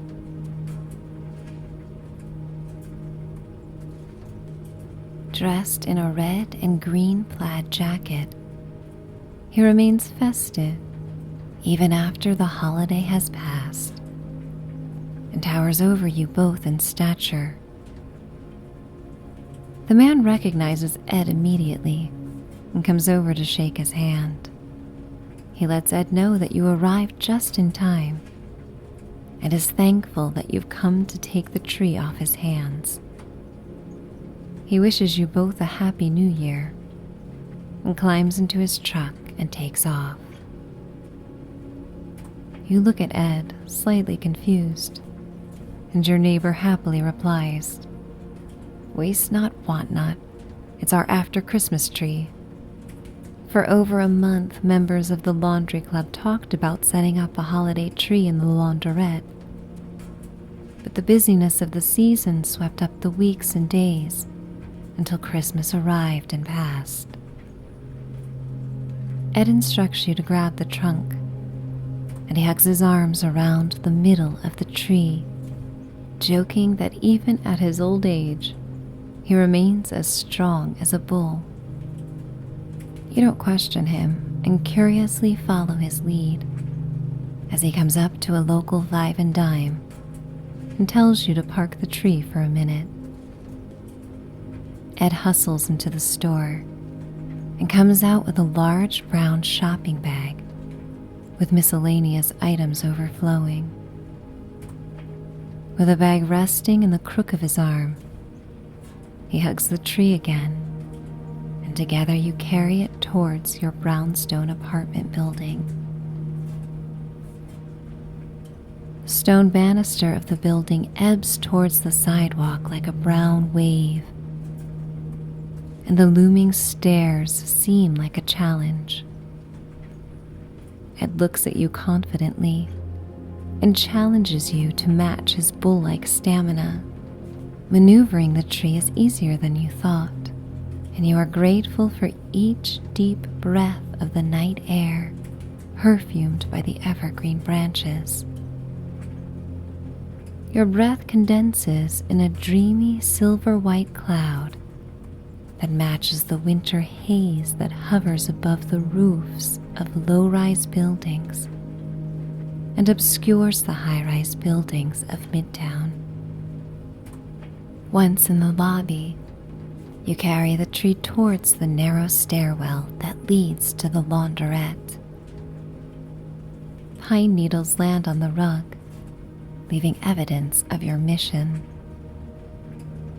You slowly make it down to the launderette, and Ed finds a spot near the back of the room to set up the tree. You hold the tree while Ed turns on the colorful lamps that warmly light the room. He removes a tree stand from his 5 and dime bag. Together you position the tree until it stands so tall the tip nearly touches the ceiling. Ed joyfully takes tinsel, candy canes, and lights out of the bag and boasts how he purchased them all on post-holiday clearance. Enthusiasm overcomes the silliness you may have felt in putting up a tree while the rest of the city will soon take theirs down. Who made a rule that the world should only sparkle and glow on certain winter days? The child in you longs for the colorful glow of holiday lights and an extension of beauty until spring's first buds begin to sprout. The launderette is warm and cozy, and the lingering perfume of clean laundry marries the smell of the fresh Fraser fur that carries notes of mild citrus, sweet rich earth, and a hint of balsam woodiness. The intoxicating aroma reminds you of home and makes you long to cuddle up in a plush chair. You are amazed at how quickly Ed decorates the tree. He jokes that for over 50 years, he was in charge of the tree committee at his family's laundry. Of course, that tree was always properly positioned in the storefront window the day after Thanksgiving. This tree is special because it has an extension on life to be cherished beyond the bustling holiday. It's a tree for the new year. Ed plugs in the tree lights, and the ruby, sapphire, emerald, and gold bulbs illuminate the long strands of tinsel that cascade down the tree like shooting stars. You hear heavy footsteps on the stairs that precede the arrival of Charlie, the building's super. He walks into the launderette with pine needles cupped in his hands, shaking his head in consternation until he sees Ed in the tree. It's hard to tell what beams brighter, Ed's face or the surprised tree. Charlie bursts out into a hearty laugh and tosses the needles into a wastebasket. The three of you decide it's time to call a spontaneous meeting of the laundry club. You and Charlie head up to the third floor to knock on Tom's door first. He answers with an unlit pipe in his mouth that he often chews while reading or in deep thought, and a large volume of poetry rests in his palm before he invites you into his middle-aged bachelor pad. You tell Tom an unofficial meeting of the club has been called in session. Tom is humored by this and grabs a sweater from the back of the door before leaving the apartment in his well-worn brown slippers.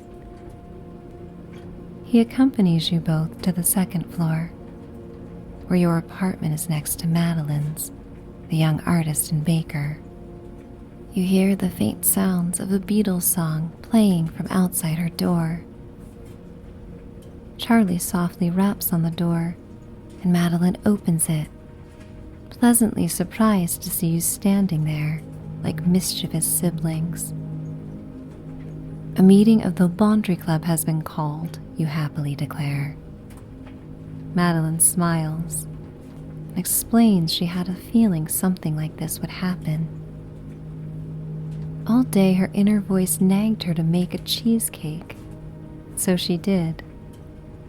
You admire her intuition. It's not easy to pull a surprise over on an empath like Madeline.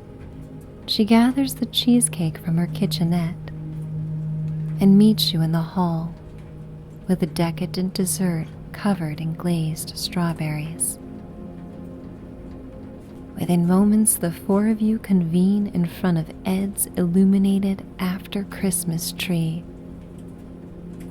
Tom expresses how moments of beauty are made all the more beautiful when they come by surprise. You hear the soft murmurs of Ed and Dorothy as they come down the stairwell. The former high school sweethearts were reunited during this unexpected year.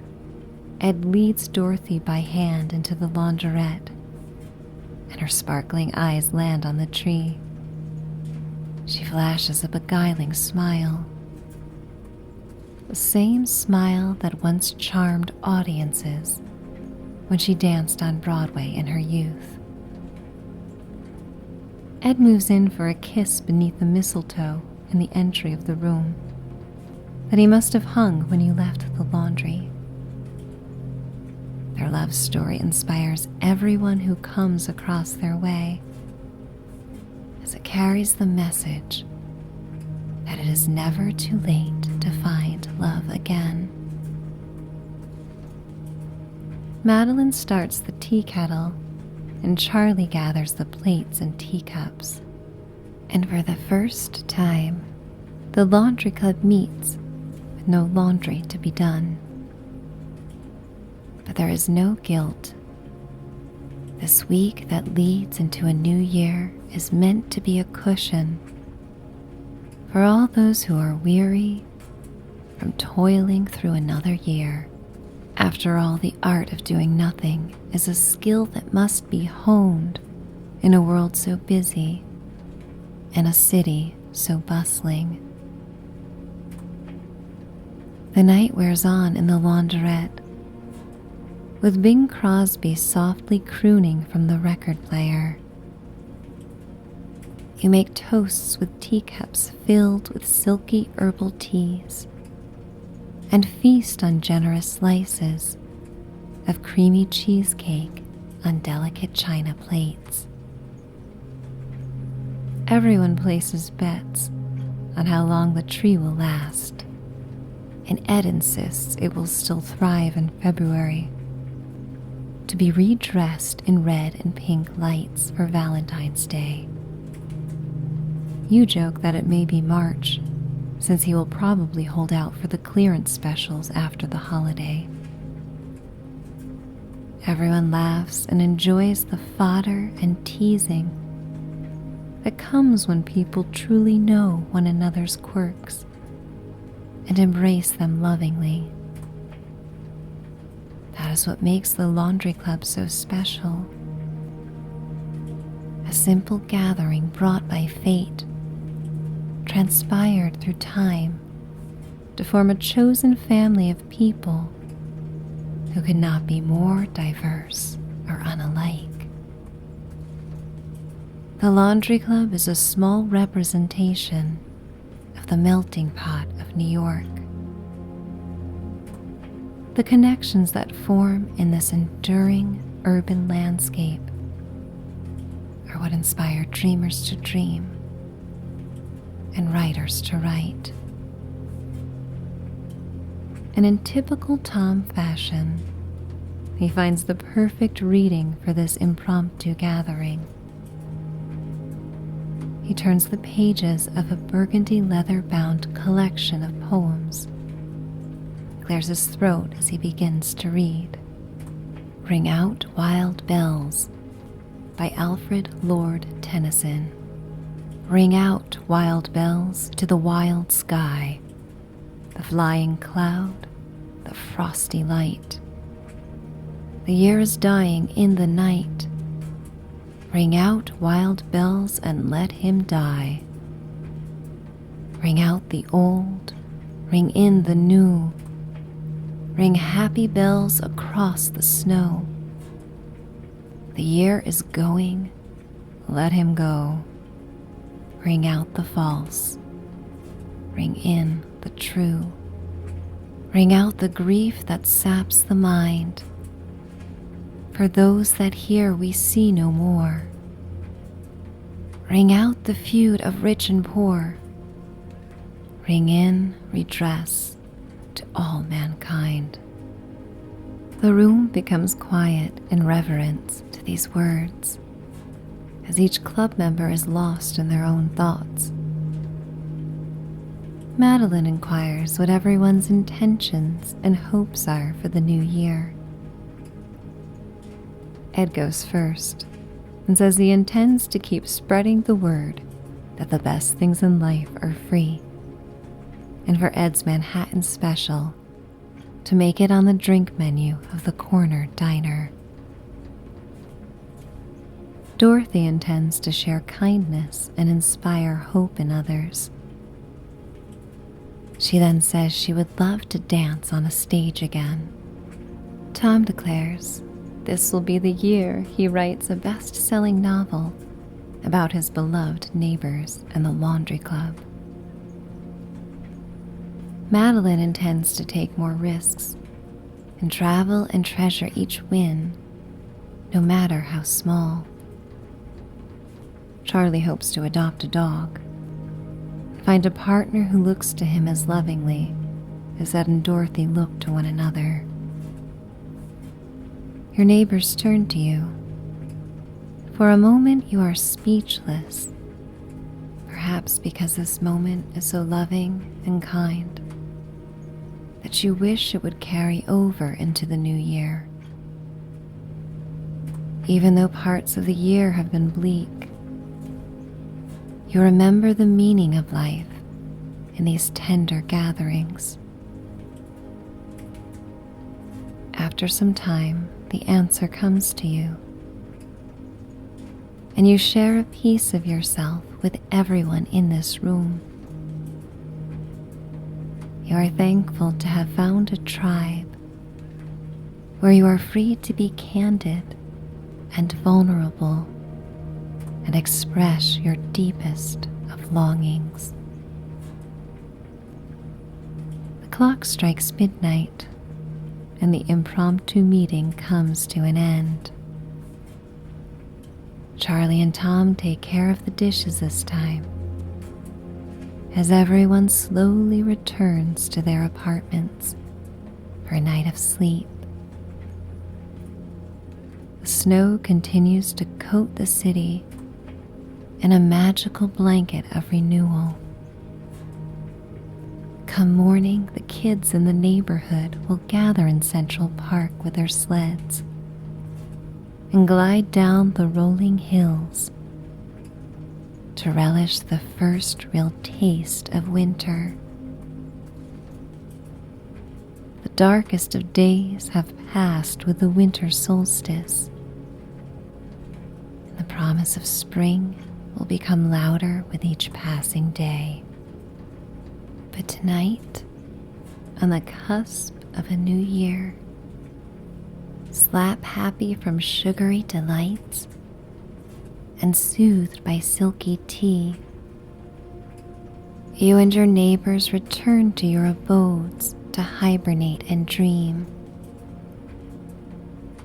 You climb the stairs slowly, feeling the residual effects of lugging the after-Christmas tree through the side streets and up and down the stairs. The soft burn is satisfying. It makes you all the more grateful for your cozy apartment and bed. You enter your apartment, and your furry pet comes running up to you and rubs against your legs. You prepare for bed in a ritual that comes automatically and without thought.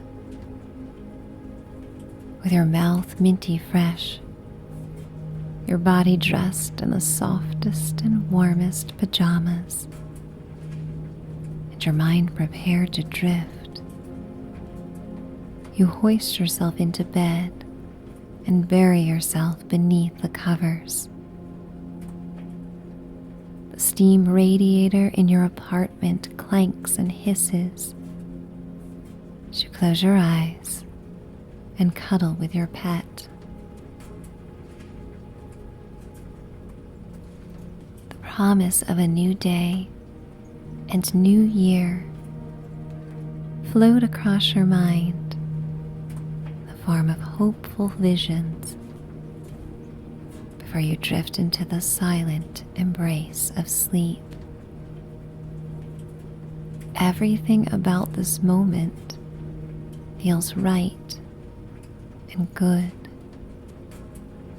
Your mood remains elevated from the vibrations of love and connection enjoyed in the launderette. Ready for sleep, ready to embrace the unexpected, however it may show up in your life.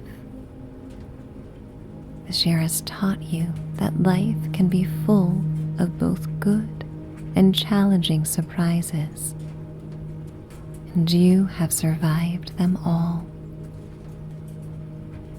The Manhattan Solstice. Though it would be decades before a wordsmith and native New Yorker would coin the term Manhattanhenge, city dwellers always enjoyed a biannual display as the sun perfectly aligned with the city grid as it rose and set. The word would become a New Yorker's ode to Stonehenge. In winter, the sunrise centers in the east, and around the summer solstice, the late-day sunset pours gilded light through the heart of main thoroughfares from west to east before slipping behind the Hudson River. Like so many things, the celestial wonder existed long before it received a specific name. But the modern world is keen on adding to an ever-expanding lexicon. Some city dwellers call it the Manhattan Solstice, their pride in New York so deeply ingrained that it makes sense for the city to have a solstice all to itself. You walk with the members of the laundry club on a humid night in June. The hot, heavy air is a vessel that holds the fragrance of city smells created by grilled pretzels, candied nuts, and the slightly salty perfume of tidal estuaries surrounding the island. For the unfortunate Manhattanites without air conditioning, many congregate in parks and on corners in folding chairs to escape their stifling apartments and play dominoes on card tables.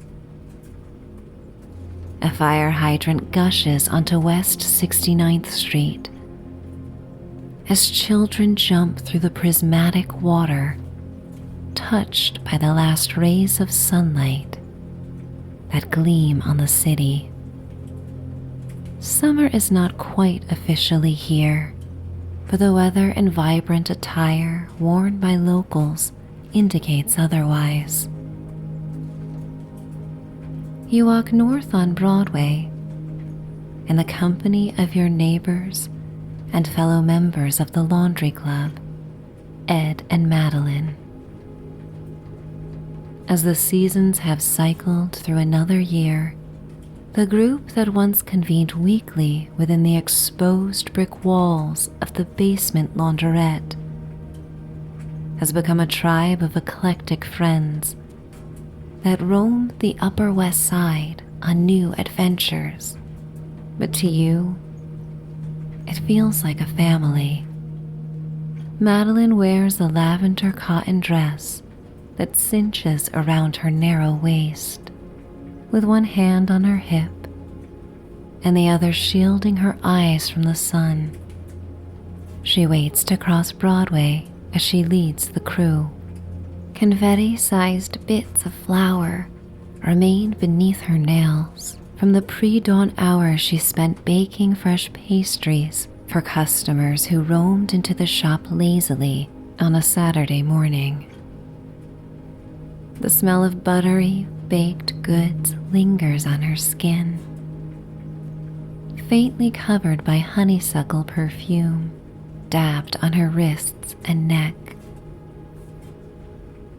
She locks arms with Ed, who has become a paternal figure in this independent woman's life.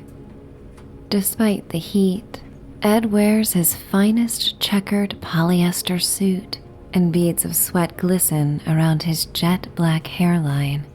He carries 24 yellow roses for Dorothy, his high school sweetheart, who he reunited with a year ago. She is making her first stage appearance in years with a promise to sing Ed's favorite song from Funny Girl. He has the exuberance of a teenage boy on Valentine's Day and is ready to impress. You embrace the fashion of 1971 and wear a popular earth-toned paisley pattern used in scarves, dresses, dress shirts, and handkerchiefs. The stitches are durable, made in an era where items are built to last. The three of you are en route to the Cellar, a speakeasy and underground club in the basement of a Beaux Arts building that was once the home of the city's wealthiest barons and business owners. The rooftop once served as an urban farm, where chickens laid eggs and corn stalks grew against the backdrop of a growing city skyline.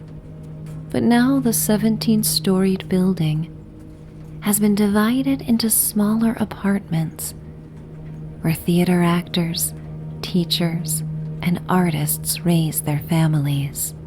You approach the crosswalk at West 72nd as the fiery gold sun lowers beyond Riverside Park.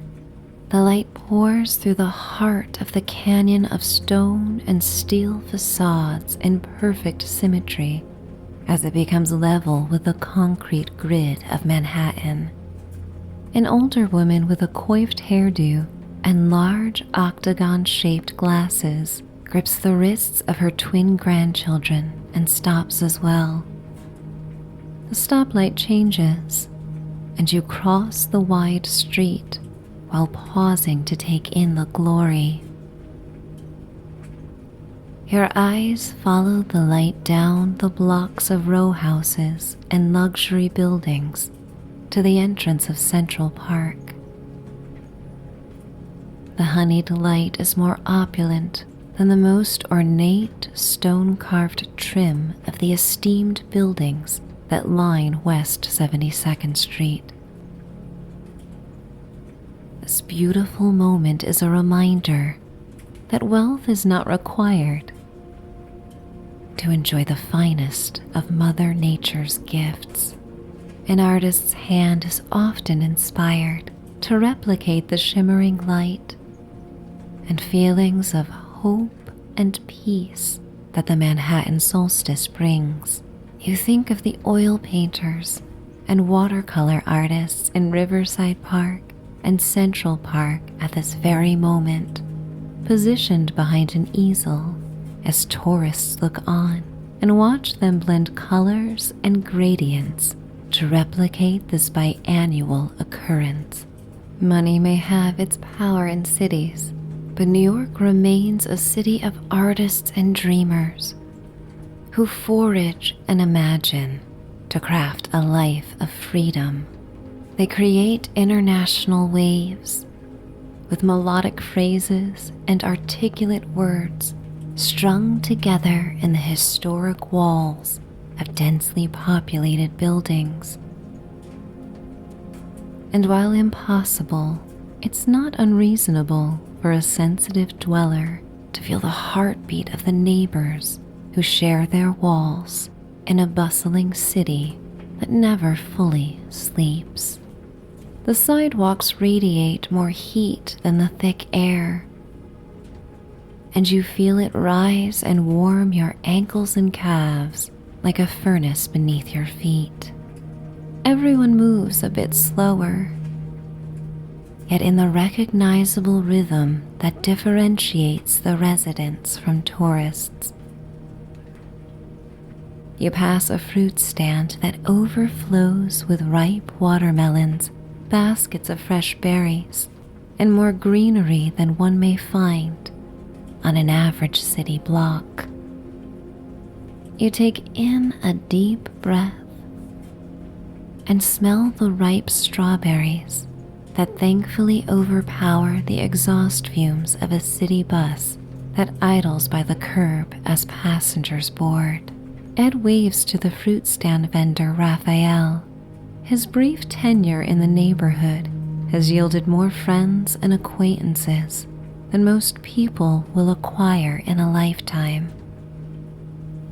Ed's quirkiness and clumsiness in social settings endear people to him. They feel safe letting their guard down and removing the masks of indifference they wear to assimilate to an urban landscape. Raphael gifts Ed a carton of ripe Bing cherries in return for the many times Ed will just happen to be around to watch the stand when Raphael is desperate for a break. You continue north as twilight sets in, offering only a slight reprieve from the sweltering heat as the temperature drops a few degrees. Madeline leads you and Ed towards an unmarked door that is the entrance to the cellar. A gaggle of young artists dressed in black congregates on the curb with an air of feigned apathy that longtime New Yorkers all know is simply an act. city dwellers are perceptive as a means to survive, and their coolness is but another form of self-protection. But all one needs to do is ask for directions, and the most stoic city inhabitant will come to life with an eagerness to help. Ed greets the young artists like they are longtime friends, complimenting the youngsters on how well they blend into the shadows of Gotham. And as much as they aim to remain stoic, his ingratiating small talk causes them to break into wide smiles and laughter. They compliment his suit and call him a hip old man. Ed opens the door and waves the group of artists in. You follow behind Madeline, and Ed closes the heavy door. Tea light candles and sconces illuminate the ebony walls of a stairwell that leads to the basement. A sign not much larger than the brass name tag of a doorman dangles on a chain above the archway of the stairwell, engraved with the words, "The Cellar." Ed jokes the sign belongs in a dollhouse and not a club. Madeline explains it's meant to be a secret club, so having a sign at all may be too much. You walk down a short hallway with purple velvet tiles on the walls that brush against your bare arms as you squeeze through with the crowd. The air is cool, and the smell of nag champa wafts from the dressing rooms in a snake-like cloud. Small cocktail tables scatter throughout the candlelit space, and an antique chandelier hangs from the ceiling. Charlie, the building super, has arrived in advance and secured a table in the back corner of the club. It's rare to find Charlie in a dress shirt and pressed slacks, and you almost don't recognize him. Madeline skips ahead and greets him with a hug, and you walk behind Ed and settle on low black stools in the shape of barrels. Tapestries imported from India and made from the fabrics of jewel-toned saris cover the walls. They contain gold sequins that catch the candlelight and twinkle as a single spotlight illuminates the modest stage. The audience settles as a trumpet player joins a three-piece jazz band and takes the stage to open the show with a soulful rendition of Summertime. The horn cuts through the smoky room. Goosebumps rise on your arms and legs, brought on by the cool basement air and the passionate notes of the trumpet. He plays in a universal language, one that many may hear, but only a few can speak. His lips and fingers masterfully move with an ease that took years of mastery to arrive at this moment of sonic bliss. There is a silent pause as the music ends, and the audience takes a collective breath to enjoy this shift in mood before erupting into applause. An MC comes to the stage and introduces Tom, the poet and source of wisdom at laundry club gatherings. Dressed in a blue velvet blazer over a black turtleneck and black slacks, like many men of the time, he sacrifices comfort for style. Tom holds a piece of parchment paper and clears his throat confidently before he recites a poem. I am my city. My city is me. It knows my wounds as it rises beneath my feet. I walk in its shadows, yet seek its light. in golden rays and on twinkling nights. My city lives beyond my days, yet keeps me grounded in every phase. When I think I cannot take this life much more, I am reminded of the city's core that thrives, that dreams, that imagines, that schemes. Yes, I know the city, and it knows me.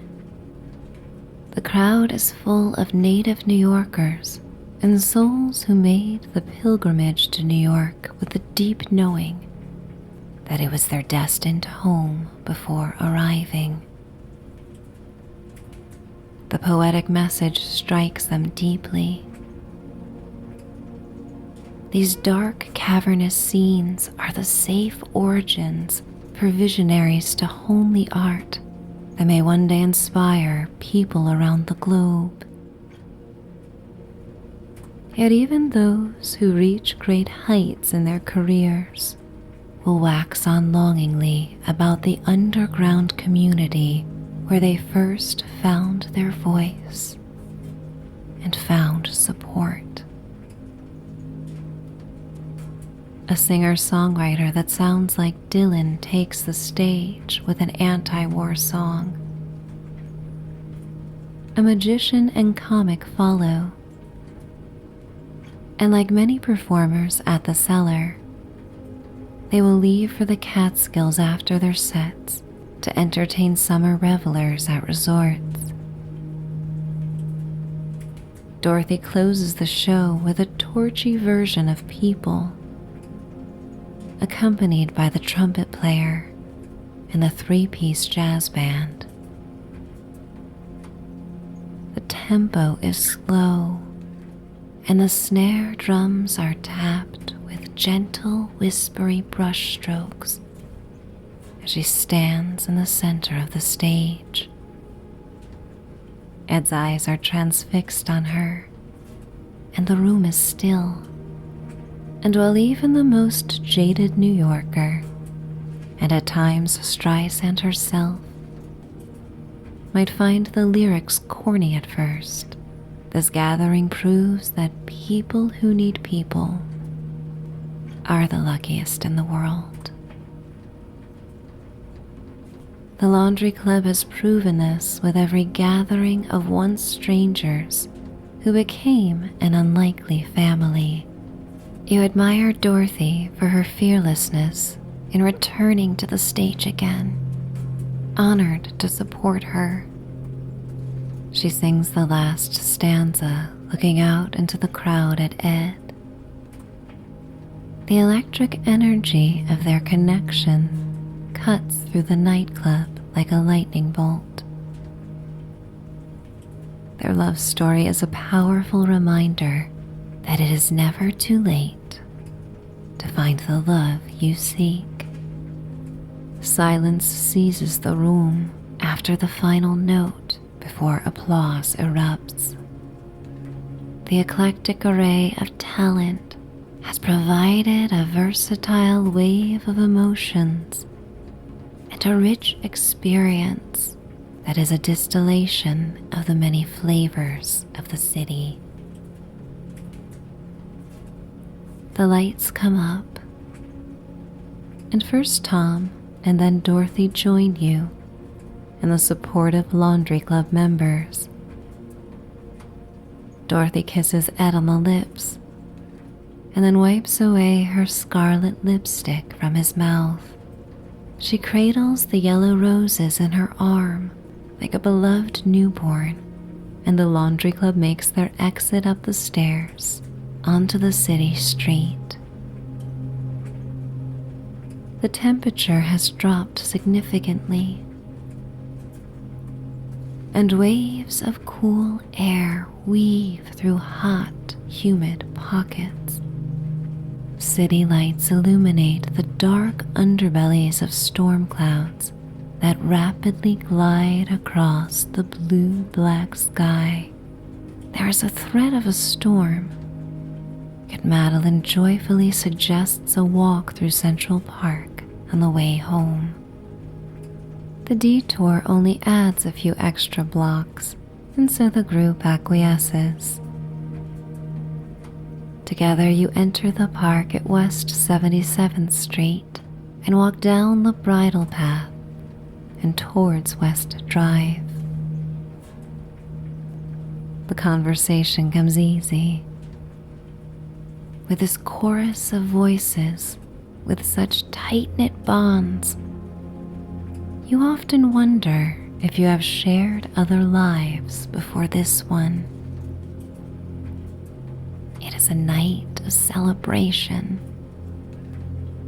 full of pride for the artistic expressions of your dear friends. Madeline and Charlie walk towards the looming outcrops of bedrock that surround the Central Park Lake, known as Manhattan Schist. Bits of mica and quartz sparkle in the glow of street lamps as the air becomes misty. Red-eared slider turtles lounge on the rocks that rise out of the lake. The first drops of rain fall into the lake and create ripples. The city towers reflect on the silky dark water like a dreamy oil painting. The fat, cool raindrops feel wonderful as they land on your face and arms. Ed passes around the basket of ripe Bing cherries. You take a few and bite into the sweet, juicy fruit. The flavors of clean, metallic rain and sweet, tangy cherry juice arrive on your palate with a profile that captures this magical moment. The skies open up and the rain falls harder. With the inevitability of becoming soaked, the members of the laundry club surrender to the storm and embrace it. Madeline and Dorothy begin to dance and spin in the rain. Tom and Charlie are reserved and stand aside until Ed chides them for acting like old grumps, and so they join in the fun. Everyone will spend their lives remembering the summer night, caught in the rain with the taste of sweet cherries on their tongues. The rain washes away the memories of the earlier discomfort brought on by the oppressive heat. Brings a promise of new opportunities. Lightning flashes across the sky as the group exits the park onto Central Park West. A man in a suit runs towards a cab with a soggy newspaper held over his head. Every New Yorker knows what it is like to be caught off guard by the fickle weather. And on nights like this, it is easier to enjoy it than fight it. Streams form in the streets, and you splash through puddles as the group walks west towards your charming brownstone. Tom, more loose and jovial than you have ever seen him, grabs hold of a shiny black lamppost and spins around it, doing his best to emulate Gene Kelly. The laughter of the laundry club echoes down the quiet side street as you approach the stairs to your building. One by one, you pile into the warm foyer that felt too stuffy in the afternoon, but is now cozy and comforting. You follow Ed towards the laundry room, dripping wet as you descend the stairs to the intimate headquarters. Tiffany lamps cast the launderette in warm tones of orange and red. A silver light flashes through the windows as the storm intensifies.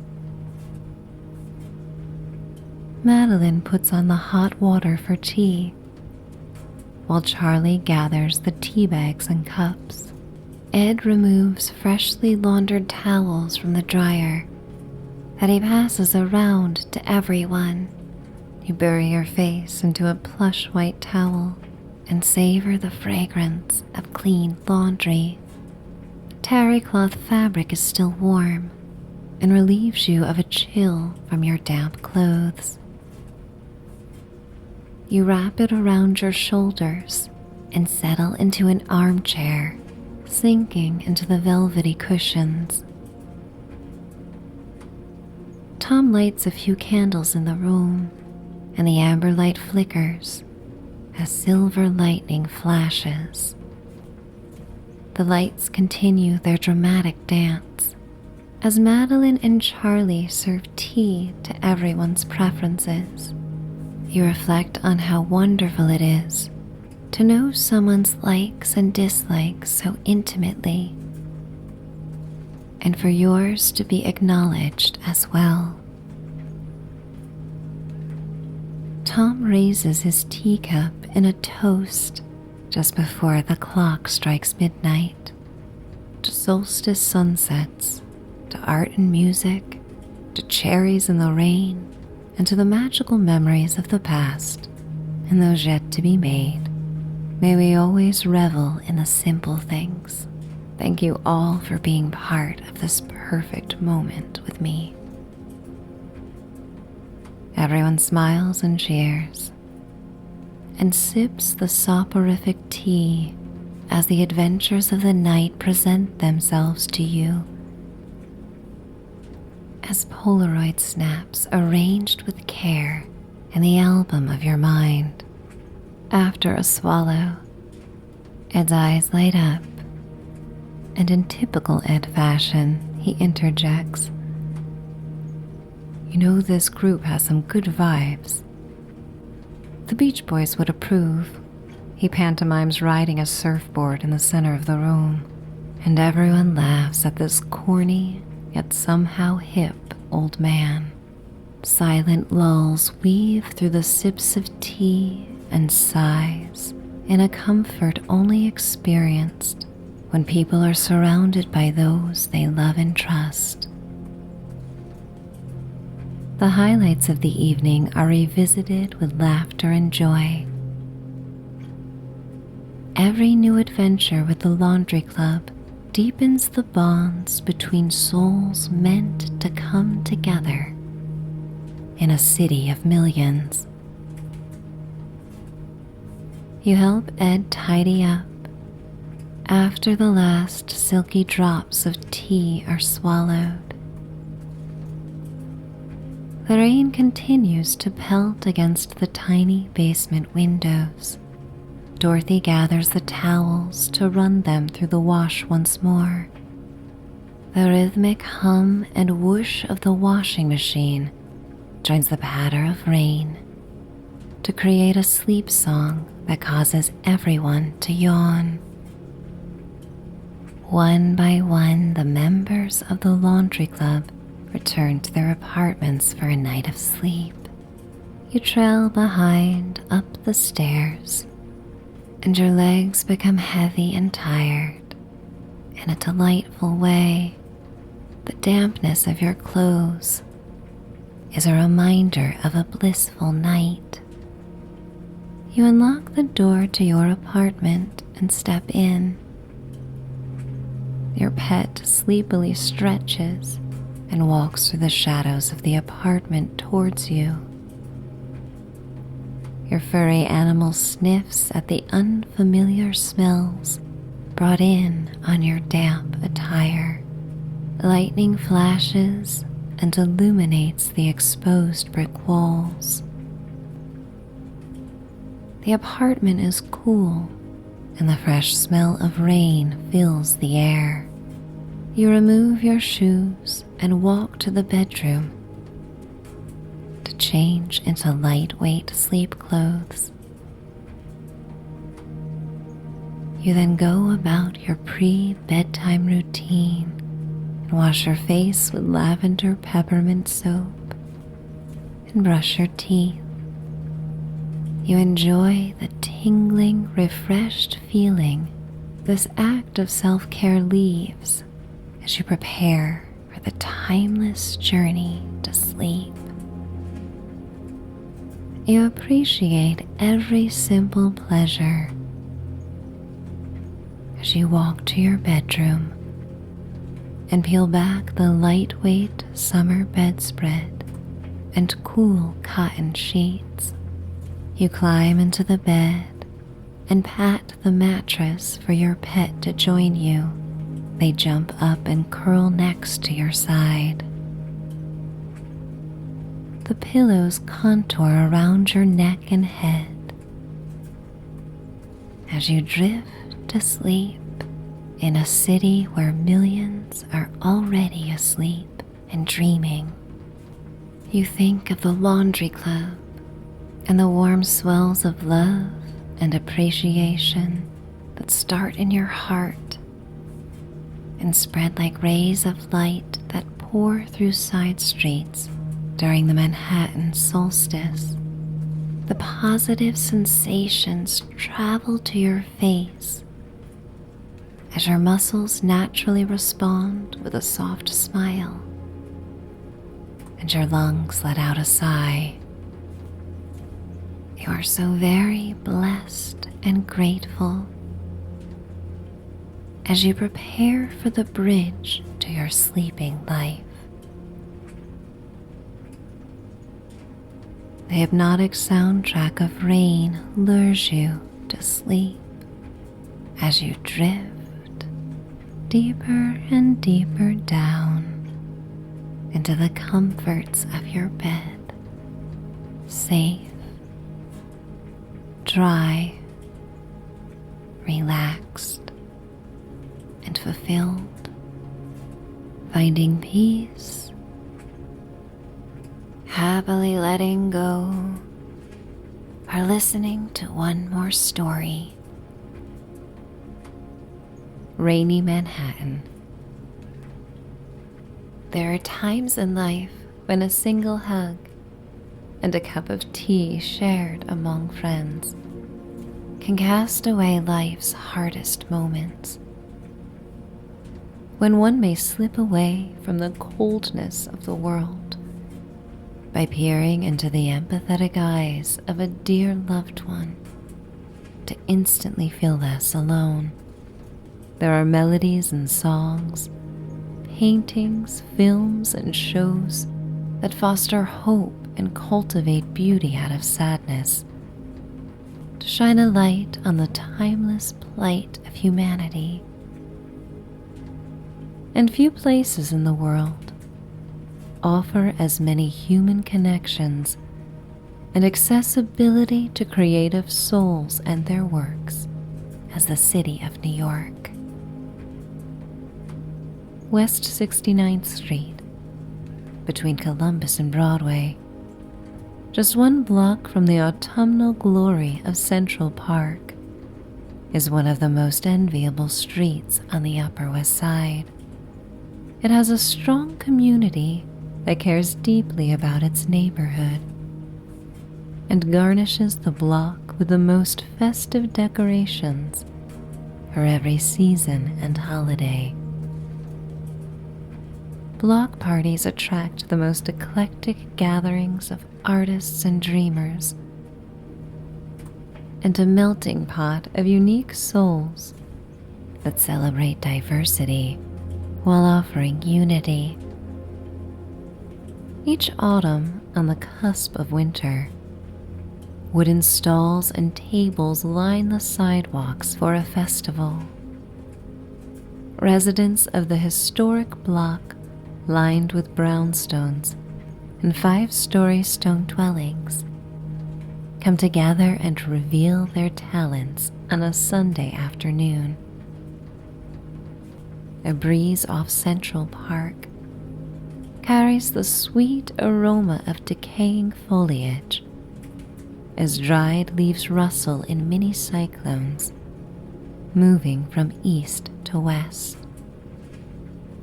Puffs of steam rise from various stalls, that offer a diverse array of international street foods that fill the air with savory smells and spices.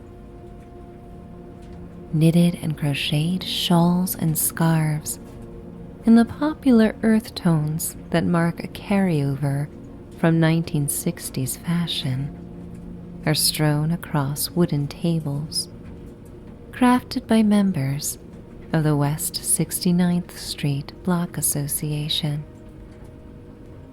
Yvonne, a palm reader and fortune teller who resides in a basement apartment on the corner of Broadway, offers readings at a mosaic cafe table outside her home. Nearly everyone on the block has received a loving word of unsolicited advice from Yvonne during their daily stroll or morning commute. Even the most skeptical have found her insights helpful. Amid the skyscrapers of downtown, the bustling thoroughfare on Broadway, and the waves of tourists who come to town to experience the Thanksgiving parade and holiday celebrations at Rockefeller Center, West 69th Street offers the welcoming charm of a neighborhood that most people fail to imagine when visiting the Big Apple from afar. It feels like a small village tucked within a city teeming with the frenetic energy of millions of souls. The charm of the street washes over you like a sigh. It's a welcome respite and a place for repose. On the most pleasant of days, one may sip coffee while reading the Times, perched on a brownstone stoop. Throughout the 20th century, artists such as Judy Garland and John Lennon could be spotted walking West 69th Street, taking in its beauty on a crisp November day, stepping away from the splendor of their residences in the Dakota. But on this day in 1970, you stand among your neighbors and fellow members of the laundry club. You help with the sales of dozens of pastries, pies, cookies, and muffins baked by Madeline, a young pastry chef who will one day own a shop that people will travel around the world to visit. Always fashionable, she wears a camel-hued crushed velvet and faux fur-lined coat that cinches around her tiny waist. Her delicate hands often smell of butter and almond paste, her skin soft and supple, from hours of kneading and folding butter into flour. The late afternoon sun this time of year hits the windows of high-rises to the north and saturates the low-rise buildings to the south in gilded light. And while daylight hours shorten, the radiance of this golden light, reflecting southerly at this angle, is more concentrated and glows richer than in the warmest months. It offers hope on the coldest of winter days. This special light pours over the table of baked goods and lands on your face to warm you as you sell one of the last cranberry apple muffins to a 5-year-old boy bundled in a navy blue scarf and pea coat. Ed, the newest and most quirky member of your building, has just celebrated his first anniversary with the laundry club. He stands at the end of the table with a stack of business cards labeled tips from Ed. Everything from recommendations and getting lipstick stains out of shirt collars to his recommended marinade for grilling. LGA like the airport, he explains to a small gathering of neighbors. It's an easy acronym to take your palate places. L for lemon, G for garlic, and A for anchovy paste. Give it a try with your holiday turkey. So long as the man shall live, his only goal is to share knowledge and make things easier for people. Dorothy, his high school sweetheart and one true love, has left Ed to his own devices for the afternoon as she prepares to take the stage in the heart of the block and perform with a three-piece band. Her voice has aged like a fine wine and has only become smokier and deeper since she retired from Broadway and began singing in clubs in her 60s. The upright bass player plucks at the strings to tune his instrument, and the deep sounds resonate through the chatter of patrons like a heartbeat for the block. Charlie, the building super, crafts animals out of long balloons, and so far his elephant hat has become the most requested creation. The silly inflated headpiece appears multiple times throughout the crowd on the heads of excited children hopped up on sugar confections and invigorated by the crisp air. Even they know the fickle winter months are upon them. Crisp copper leaves mottle the closed-off street and crunch beneath Oxfords, Mary Janes, and knee-high boots. Come nightfall, the rain will make them slick and malleable, like abandoned traces of wet cardboard. A couple of gray clouds roll in from the east to forewarn of rain on the way. You take a break and walk away from the table, leaving Madeline to sell her treats and Ed to boast his solutions to everything. You walk by a phonograph for sale and finger through wooden milk crates teeming with used vinyl records, including Sinatra, Garland, and Bing Crosby. These albums were lovingly played to the point that their captivating covers have become dog-eared and faded from time. Yvonne, the fortune teller, makes eye contact with you across the crowd, and you feel drawn to her. Perhaps this isn't something you would ever consider exploring in life, but in this time and place, your curiosity leads you to her mosaic table.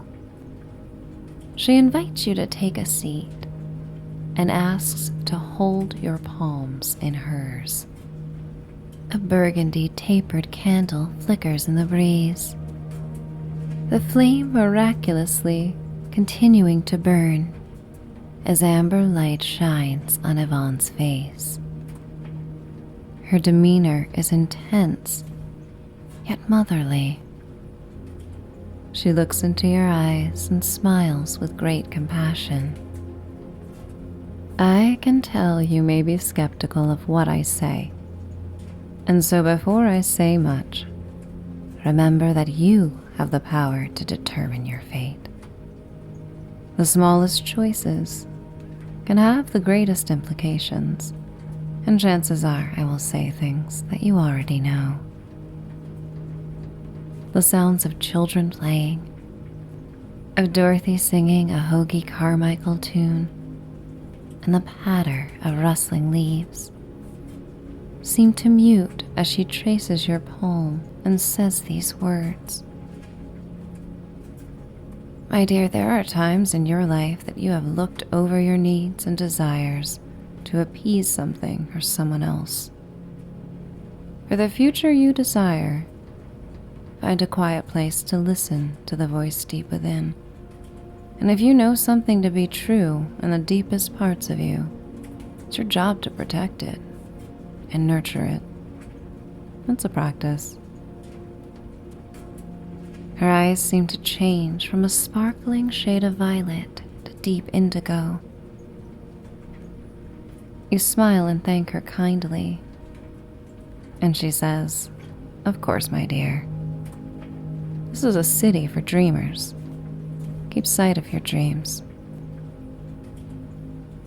As you return to Madeline and Ed, you feel caught between two worlds. In one world, you connect with the autumn splendor of Manhattanites enjoying the festival, and the soulful melody of Dorothy's voice accompanied by brushstrokes on a snare drum. In another world, you encounter a sweet reverie, aligned with your dreams and what you have always wanted for your life. The members of the Laundry Club have always offered a safe place for you to be the version of yourself that feels best. They are ardent supporters of each other's dreams. Ed's voice snaps you out of this daydream. He smiles broadly at you and declares, "My tips were a success. Not a single card left." Madeline offers the remaining eclairs and black and white cookies to a gaggle of school-aged kids tantalized by the treats, yet short on funds. Earlier in the day, they had all shared one cookie together. Every Halloween, Madeline's oversized cookies are the most desired treats by trick-or-treaters. She goes through thousands. In this time before technology will bring a constant stream of updates, people are in tune with the weather. You overhear a few neighbors saying, "I can feel a storm coming in." And by the sight of those clouds, we have about 10 minutes. Word travels down the block, and the festivities wrap up quickly, about an hour before planned. Not a trace of activity remains by the time the storm arrives. Street lamps turn on, forming halos and prisms in the misty air of twilight. The darkness makes early evening hours feel like midnight, and after a day of outdoor adventures, everyone on West 69th Street is ready to tuck into their apartments and enjoy a night in. Charlie places the last balloon animal on Ed's head as Tom and Dorothy arrive. Charlie and Tom bring the table into the building, and you hold the door for Dorothy and Madeline and peer out as rain splats on the sidewalk. Madeline gently presses your arm and says she's saved the best treats for the group and to meet them all in the Cozy Launderette in a few. You pause in the doorway and peer out on the city street. It's hard to believe mere moments ago the street was festive and overflowing with people and confections. But the energy of New York streets can shift and change as quickly as a tide. You inhale the smell of wet rain and slick city pavement as it marries the aroma of wood-burning fires stoked in the fireplaces of pre-war apartments. A yellow taxi rolls slowly down the street, now open to traffic. Its headlights illuminate a veil of rain that dances like moon dust in the light. A young couple scurries into their basement apartment before the rain comes down heavily. Wet golden leaves scatter across the street like postage stamps, and the pavement becomes a charcoal mirror that reflects the cityscape like an oil painting. You look out at the dozens of windows that give glimpses into stories that unfold all around you. The guilty pleasure of voyeurism is known to every New Yorker at some point. A chill penetrates your bones as the temperature drops, but you welcome the sensation as it causes you to feel alive and come out of the thoughts that dance in your mind. This passing chill makes you deeply appreciative of the cozy basement launderette and the allure of being among friends. The heavy door slowly closes behind you, squeaking softly and creating a barrier between you and the city. The intimacy you feel in this modest dwelling is enhanced by the smell of the fresh laundry and warm tea that travels up the basement stairs. Rain patters against the front door, and the wind whips down the street to emancipate the last clusters of leaves hanging from skeletal trees. White holiday lights wrap around the banister that leads to the cavernous hallway outside the laundry. Raindrops slide down a small window in the stairwell that peers out onto the courtyard. Forgotten jack-o'-lanterns become soggy in the rain, collapsing into themselves as leaves float across rippling puddles. You hear the soft drum of the dryers in motion and the murmurs of your neighbors who have gathered before you. The dryers and a clanky silver heat pipe create a warm oasis from the cold.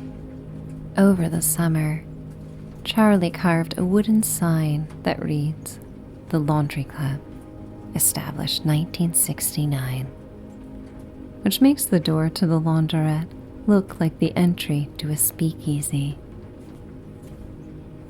Candles and Tiffany lamps illuminate the room, and everyone has settled in their favorite spots.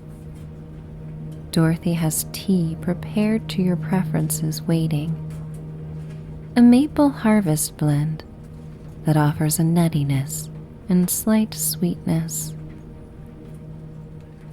You perch yourself on the sofa against a crocheted throw blanket, warm from the dryer.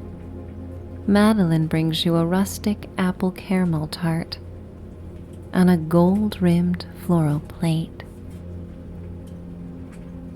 The thinly sliced fruit forms a spiral, glistening in a brown glaze. It's so beautiful you almost don't want to eat it. You look around the room at the souls surrounding you and feel as though you always do, that this is your family, your chosen family. A family organically formed because everyone in this room longed to be part of something bigger. Tom sits cross-legged in a plush velvet armchair with a balloon animal in the shape of a chipmunk on his head. It's comically paired with his collegiate tweed sweater with shoulder patches and brown slacks. He rifles through a book of poems as the rest of the club rehashes the happenings of the day. Word about the laundry club has spread throughout the block and neighborhood, and other laundry clubs have begun to form. In fact, some have become so popular that those without basement laundries beg to stop by. You close your eyes and sip the tea and listen to the animated chatter of your neighbors. Ed massages Dorothy's shoulders gently and speaks proudly about her performance. Everyone knows he's going to propose to Dorothy on New Year's Eve, except her. He nervously spent the summer months inquiring about everyone's opinions on rings and the perfect location in Central Park to do it. It took nearly 50 years for Dorothy and Ed to reconnect, and their lives took many different turns to bring them back together. Looking at them, you feel hope. It's never too late to find love again. Ed suggests a game of charades before Tom's routine poetry reading. Being the most theatrical of the group, he's the first to go and portrays an ice skater in Rockefeller Center. He nearly trips over a basket of laundry in good fun, and everyone laughs. Dorothy goes next and depicts Sleeping Beauty. A series of yawns infect the room at the mere mention of sleep. The somnolent sounds of rain and the white noise of the dryer carry on. When it's your turn, you are surprised by how carefree it feels to portray your favorite holiday activity. Caught in the moment, you are taken back to a time in your life before society had schooled you into behaving a certain way and being more responsible. It was a time when life was about learning through creative play. You feel pure delight when Madeline quickly guesses your charade. It feels good to be seen, heard, and understood. Peals of laughter echo through the warm, comforting room, followed by sighs and then silence. The machines stop turning and the laundry is done. The familiarity with one another makes silence come easily, as welcome as conversation. The sounds of rain dripping from gutters and pattering against the narrow basement windows fill the silence until Tom declares, "Who would like to read tonight's poem?" He looks at you, and you nod, happy to oblige. You rest the heavy burgundy volume of poetry on your lap and trace the title of the poem he selected before beginning. Sleep by Walter de la Mare. Men all and birds and creeping beasts, when the dark of night is deep, from the moving wonder of their lives, commit themselves to sleep. Without a thought or fear they shut the narrow gates of sense, heedless and quiet, in slumber turn their strength to impotence. The transient strangeness of the earth their spirits no more see. Within a silent gloom withdrawn, they slumber in secrecy. To worlds they have a globe forgot, wheeling from dark to light, and all the enchanted realm of dream that burgeons out of night. A silent pause comes after you finish and think about the enchanted realm of a dream that is the Cozy Basement Launderette. It is a sacred place and time to commune and remind you that you are loved and part of the type of gathering so many people long to find. The world is less lonely, the city is less intimidating, and the simple pleasures in life are amplified by moments shared with the laundry club. In a familiar routine, the teacups and saucers are washed, clean laundry is gathered and folded, and one by one the members of the club slip away to their apartments. Feeling connected even when separated by walls, soft sounds travel through the building as friendly reminders you are never alone. You are surrounded by your chosen family. You gather your heavy quilt from the dryer and a few towels and fold them, carefully stacking them as you are the last to leave the launderette.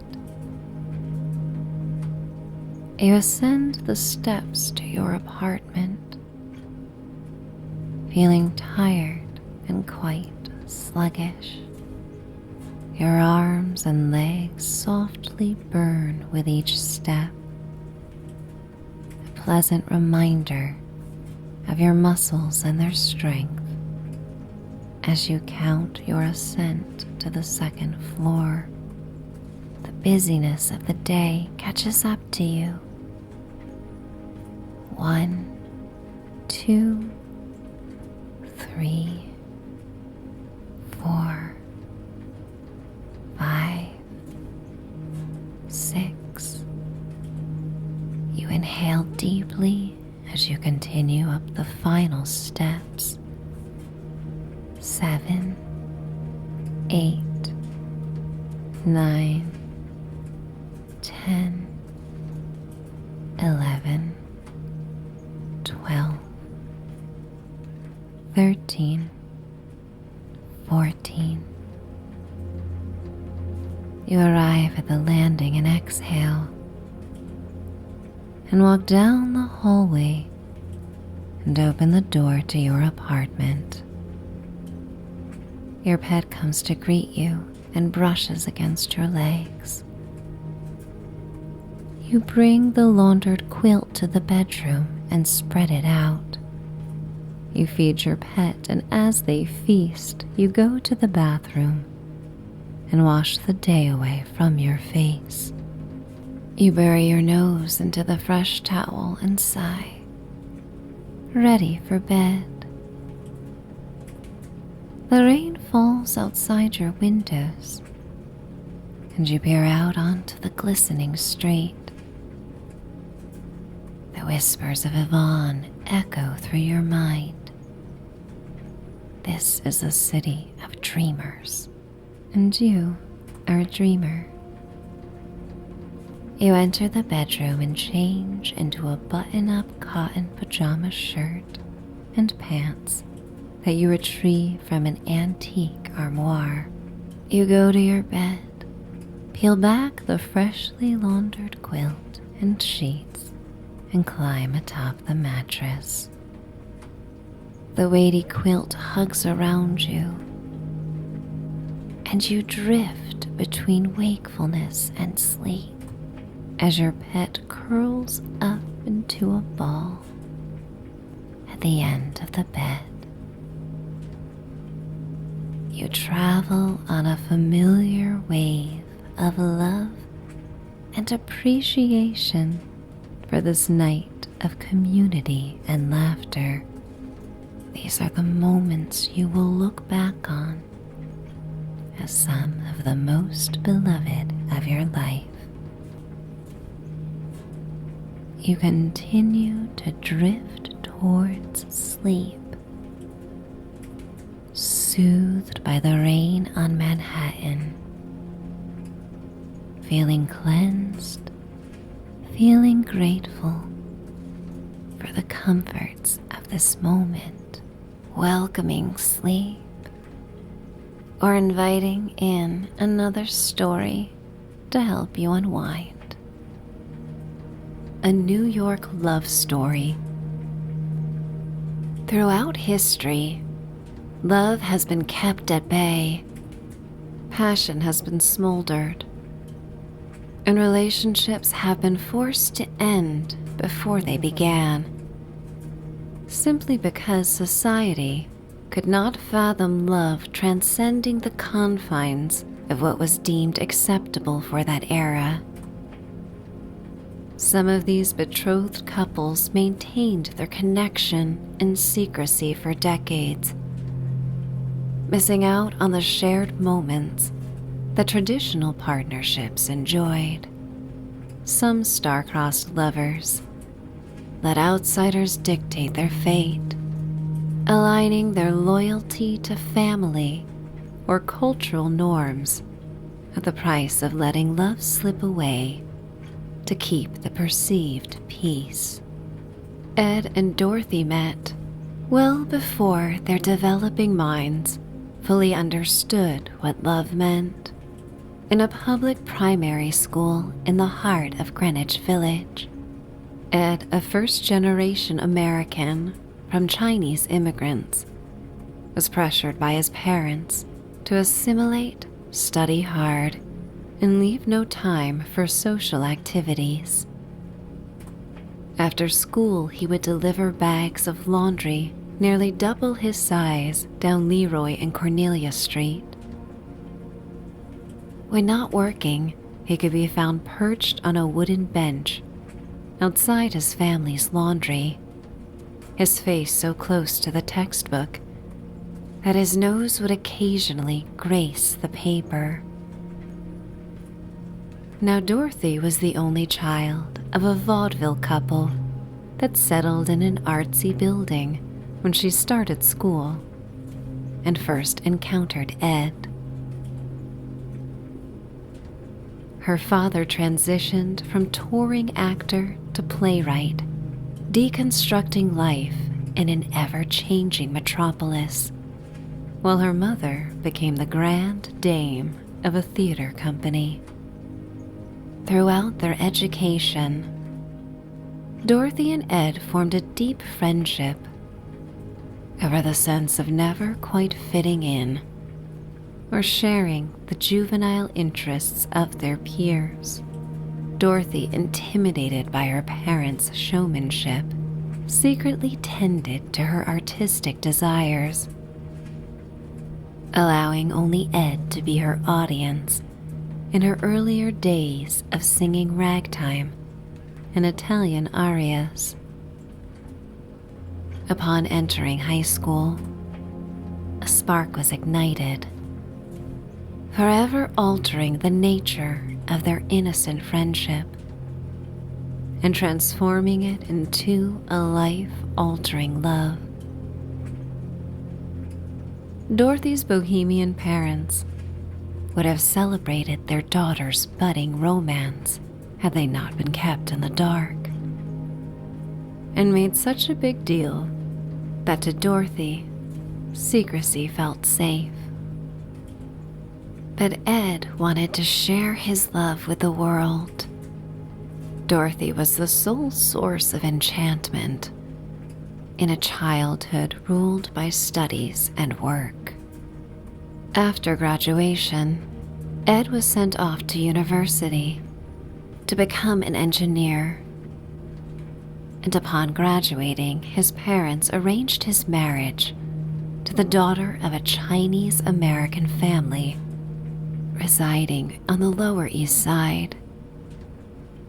As the eldest son, deeply aware of the profound sacrifices his family had made to provide him with opportunities in the melting pot of New York, Ed felt a sense of obligation to fill all the dreams and aspirations they had for him. To fill the void brought by Ed's absence, Dorothy threw herself into the theater to spend the next 60 years as a trailblazing performer in cabarets and theaters, and a mentor to some of the 20th century's greatest talents. When they reconnected at a high school reunion, many lifetimes had passed, but one look into Dorothy's eyes, and Ed was transported back to the fire escape of his childhood tenement, where she instigated their first kiss. As the night unfolded, they revisited old stoops and secret gardens, filling in the dots for all the missing years. Ed was widowed, while Dorothy never married, and when it was time to put Dorothy in a cab heading uptown, Ed sealed her lips with a kiss, initiating with a confidence he never had as a teen, but had spent the last 60 years cultivating. And not long after that night of reconnection, Ed would become one of the most beloved characters of the Laundry Club and part of your world. Which brings us to the present moment. The breeze off Central Park West is subtle, barely a whisper. The late day sun pours down the canyon of West 72nd Street and casts its golden light on the deep green foliage at the edge of the park. The leaves are a few weeks shy of being changed by the brushstrokes of autumn. You walk alongside the members of the Laundry Club, including Charlie the Super, young Madeline the pastry chef, and Tom the writer. This unlikely gathering of a chosen family and chosen love trail behind Dorothy to help carry the ivory lace train of her wedding gown. Shadows dance on the delicate fabric as she steps beneath a trellis dripping in wisteria at the entrance to the park. The creamy lace bishop sleeves harken back to the Victorian-era bridal gowns. Tiny prisms form in the crystal beading, creating hypnotic patterns that attract your attention. The procession feels timeless and dreamlike, as if this moment has happened before, offering a strong sense of déjà vu. The group continues down a winding, tree-lined path that leads to the lake. Along the way, park-goers, including hippies in vibrant floral prints, artists dressed in black from head to toe, and outspoken characters that resonate with the essence of old New York, offer their praises as the wedding party passes. The most hurried and jaded city residents cannot help but notice the beaming senior bride in her wedding gown. Some native thespians and peers recognize her as Dorothy Reynolds and cheer her on. Rowboats scatter the golden lake as it reflects the September sun, surrounding trees and silhouettes of looming skyscrapers to the south. Nestled beneath a trellis, Ed waits with an efficient dressed in a rich brown polyester suit, considered quite hip for the times. The corners of his lips reach from ear to ear in a smile that will continue to beam long after the final rays of sunlight slip beyond the Hudson and skyline of Jersey. Madeline's hair flows down the back of her burgundy velvet vintage dress as she locks arms with Charlie, rarely seen without his blue jumpsuit uniform. He's dapper in a navy suit. Tom captures the moment on Kodachrome with his vintage camera, collapsing his tall, lanky stature into an awkward squat to frame the perfect angles. As the ceremony proceeds, Ed removes a tattered slip of paper from the inner pocket of his suit jacket. The paper, yellowed and worn with age, holds sentimental value beyond measure. It's the last letter he received from Dorothy as a teenager before they lost touch. A cherished relic of their enduring connection, with a bit of her mystifying foresight. His steady hands unfold the fragile note, its edges worn from countless readings. Dorothy's elegant cursive handwriting graces the page as he begins to read out loud. His voice quivers with emotion, carrying the sentiments of a soon-to-be heartbroken girl who expresses that one day they will marry. When Dorothy inscribed the letter, preventing her tears from smearing the ink, she thought they would find one another after Ed's schooling. Her words from long ago speak of enduring love, of shared dreams, and a connection that transcended time and distance.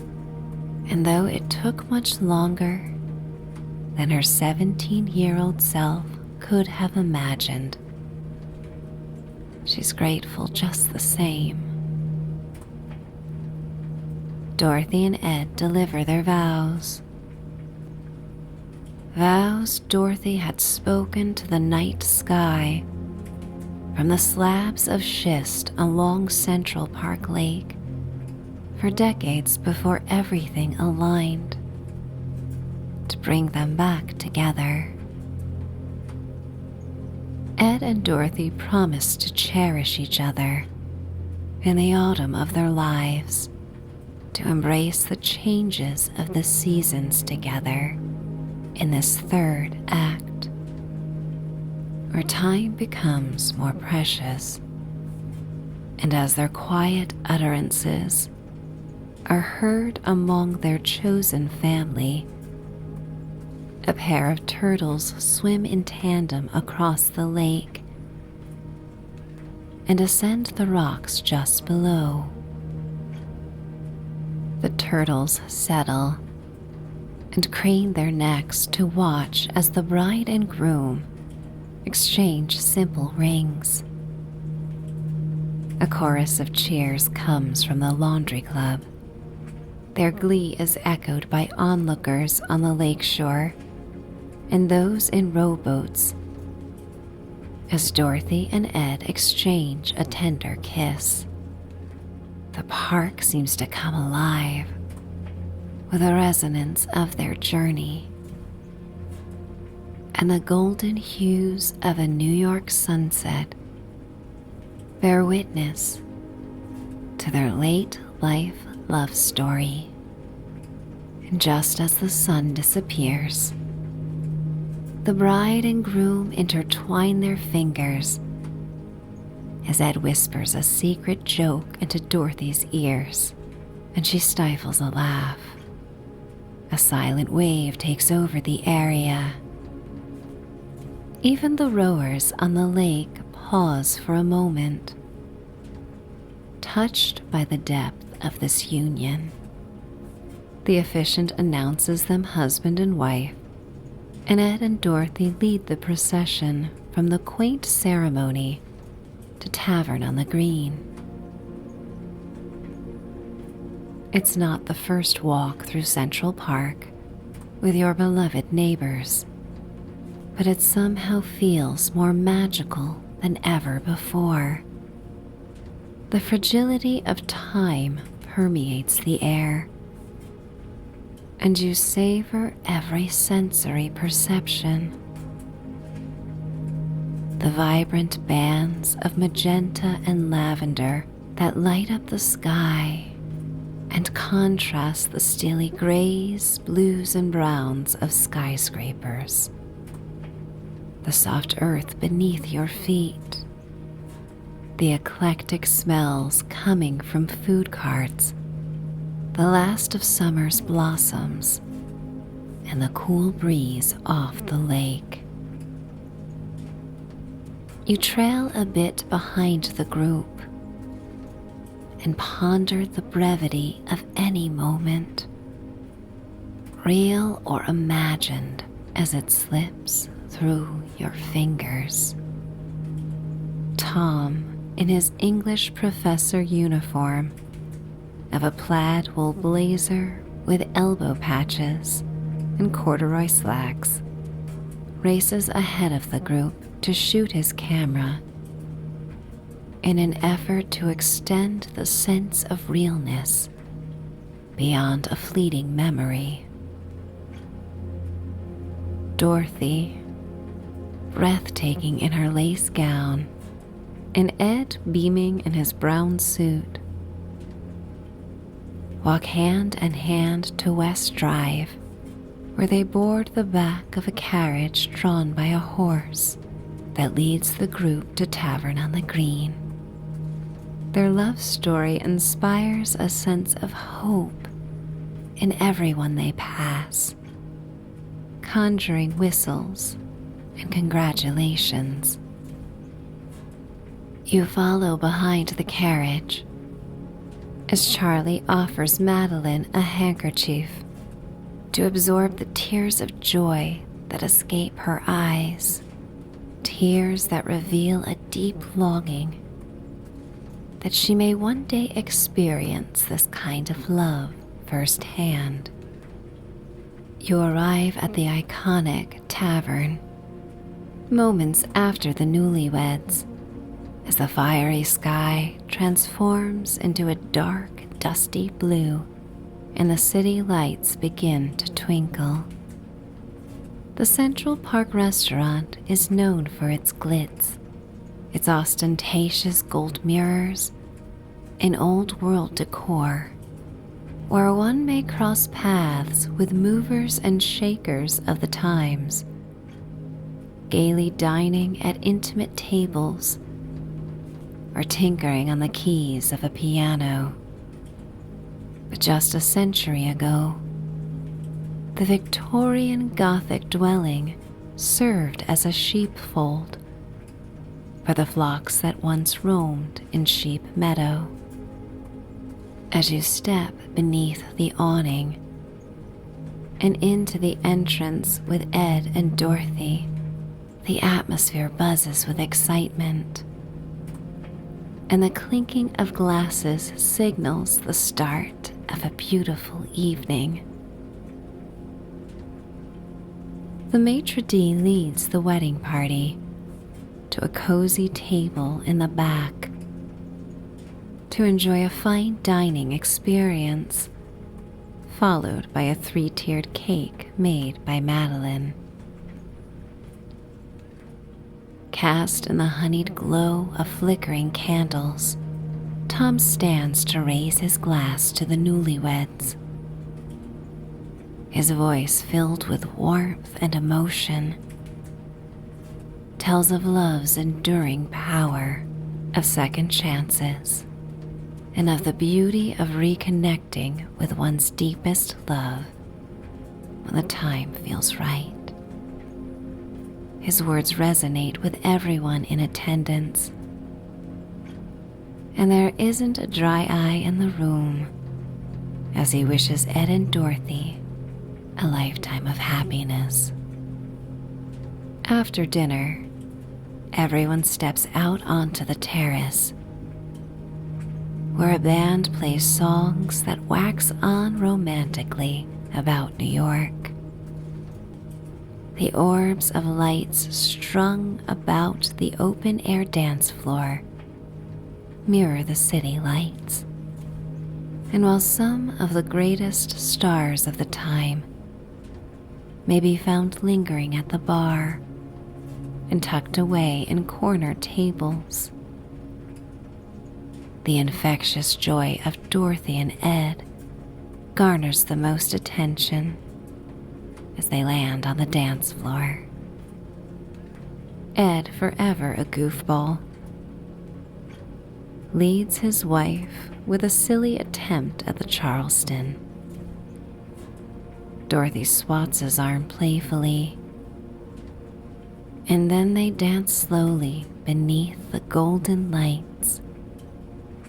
Their reunion has shaved over a decade off their demeanor, as they are more agile and energetic than souls 20 years their junior.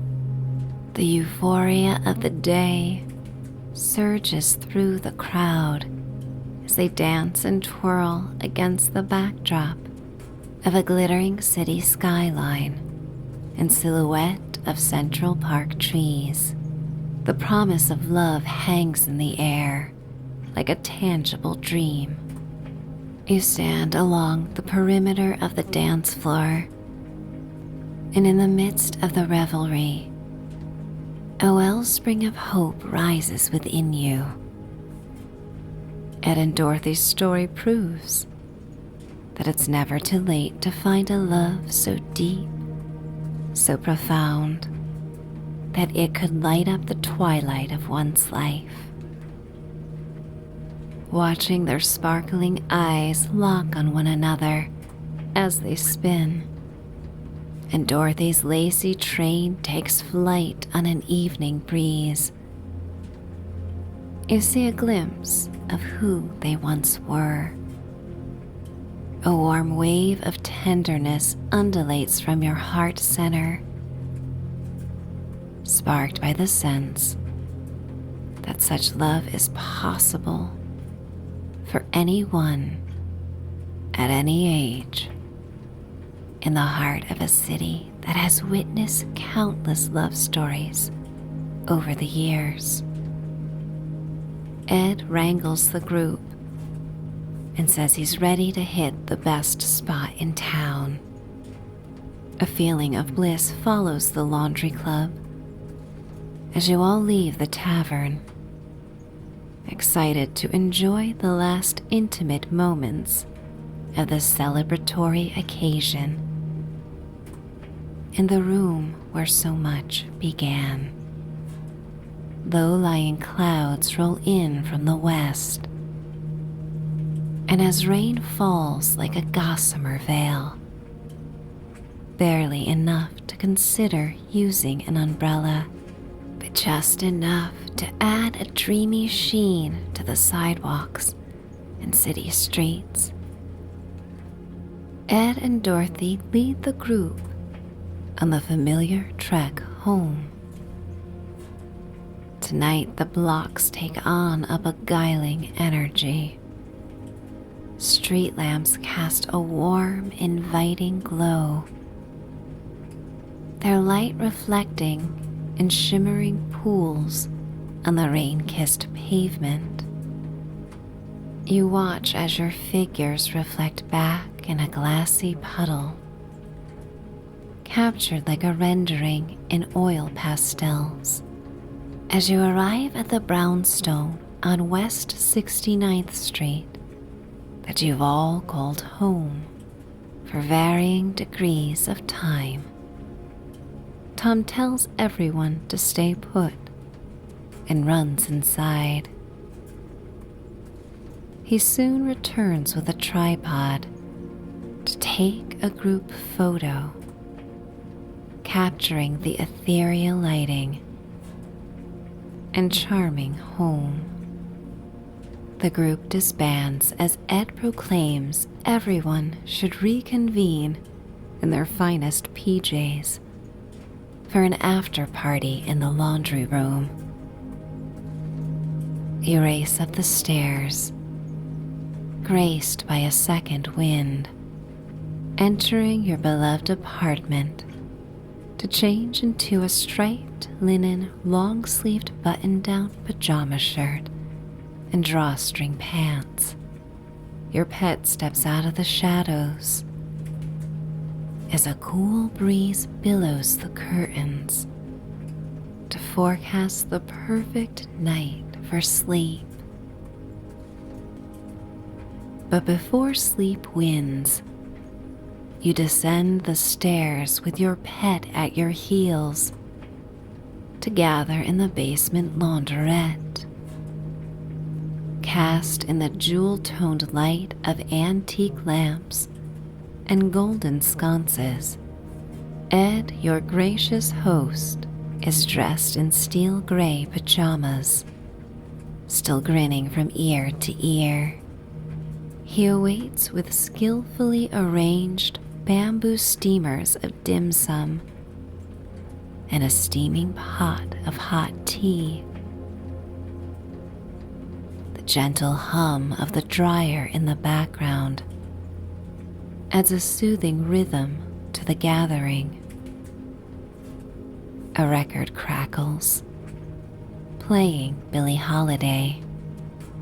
One by one, your neighbors arrive and tease Ed for going through all this effort on his wedding day. But that's Ed, always happiest to be helping, plotting, or planning. Dorothy is the last to arrive, in a long rose-colored satin robe, cinched at the waist, and elegantly cascading onto the floorboards and throw rug, allowing for the bride and groom to go first. Everyone else follows their lead to make plates of the steaming tiny delicacies that offer just enough food to barely fill one's stomach. The warmth of the small bites and soothing tea captures the same penetrating warmth this day has revealed. As you savor the dim sum and tea, laughter and conversation flow freely as they always have. You deeply appreciate relationships like this that come unexpectedly and with ease during times you aren't even seeking them. Dorothy's long robe trails down the front of her chair to form a silky pool of fabric on the floor. Your pet curls atop the satin, seeking permission to stay. Dorothy insists it's okay, happy to have the dear animal close.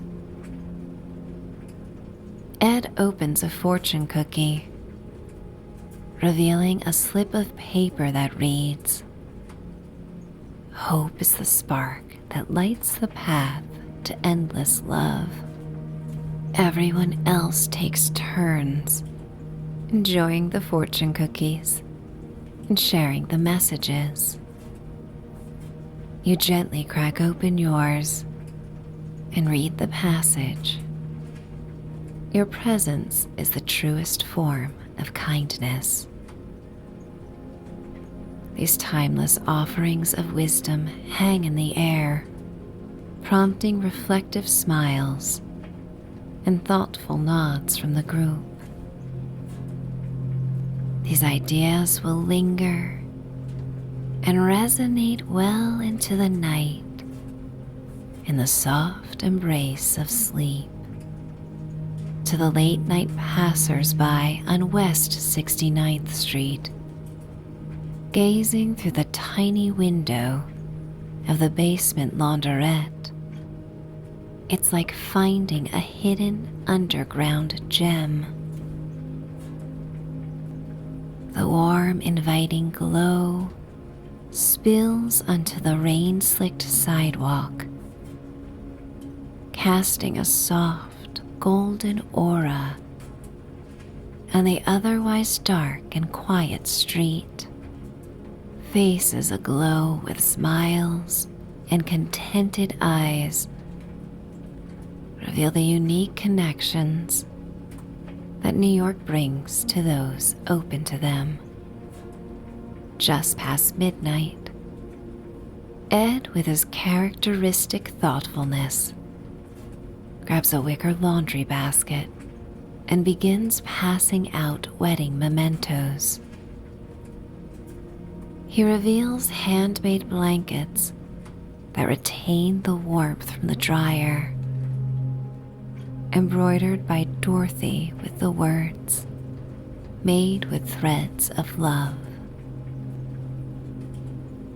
One by one, you hug each of your neighbors. Charlie offers a big bear hug.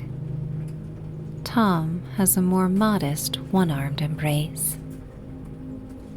Madeline offers a sweet peck on the cheek, and the smell of fresh pastries and vanilla that linger on her skin hits your nose. Ed, the least comfortable with physical embraces, gives a quick hug as though he's ready to dart off in the New York Marathon. And Dorothy, who you hug last, as her soft satin gown graces your skin. She holds you tight with a maternal embrace.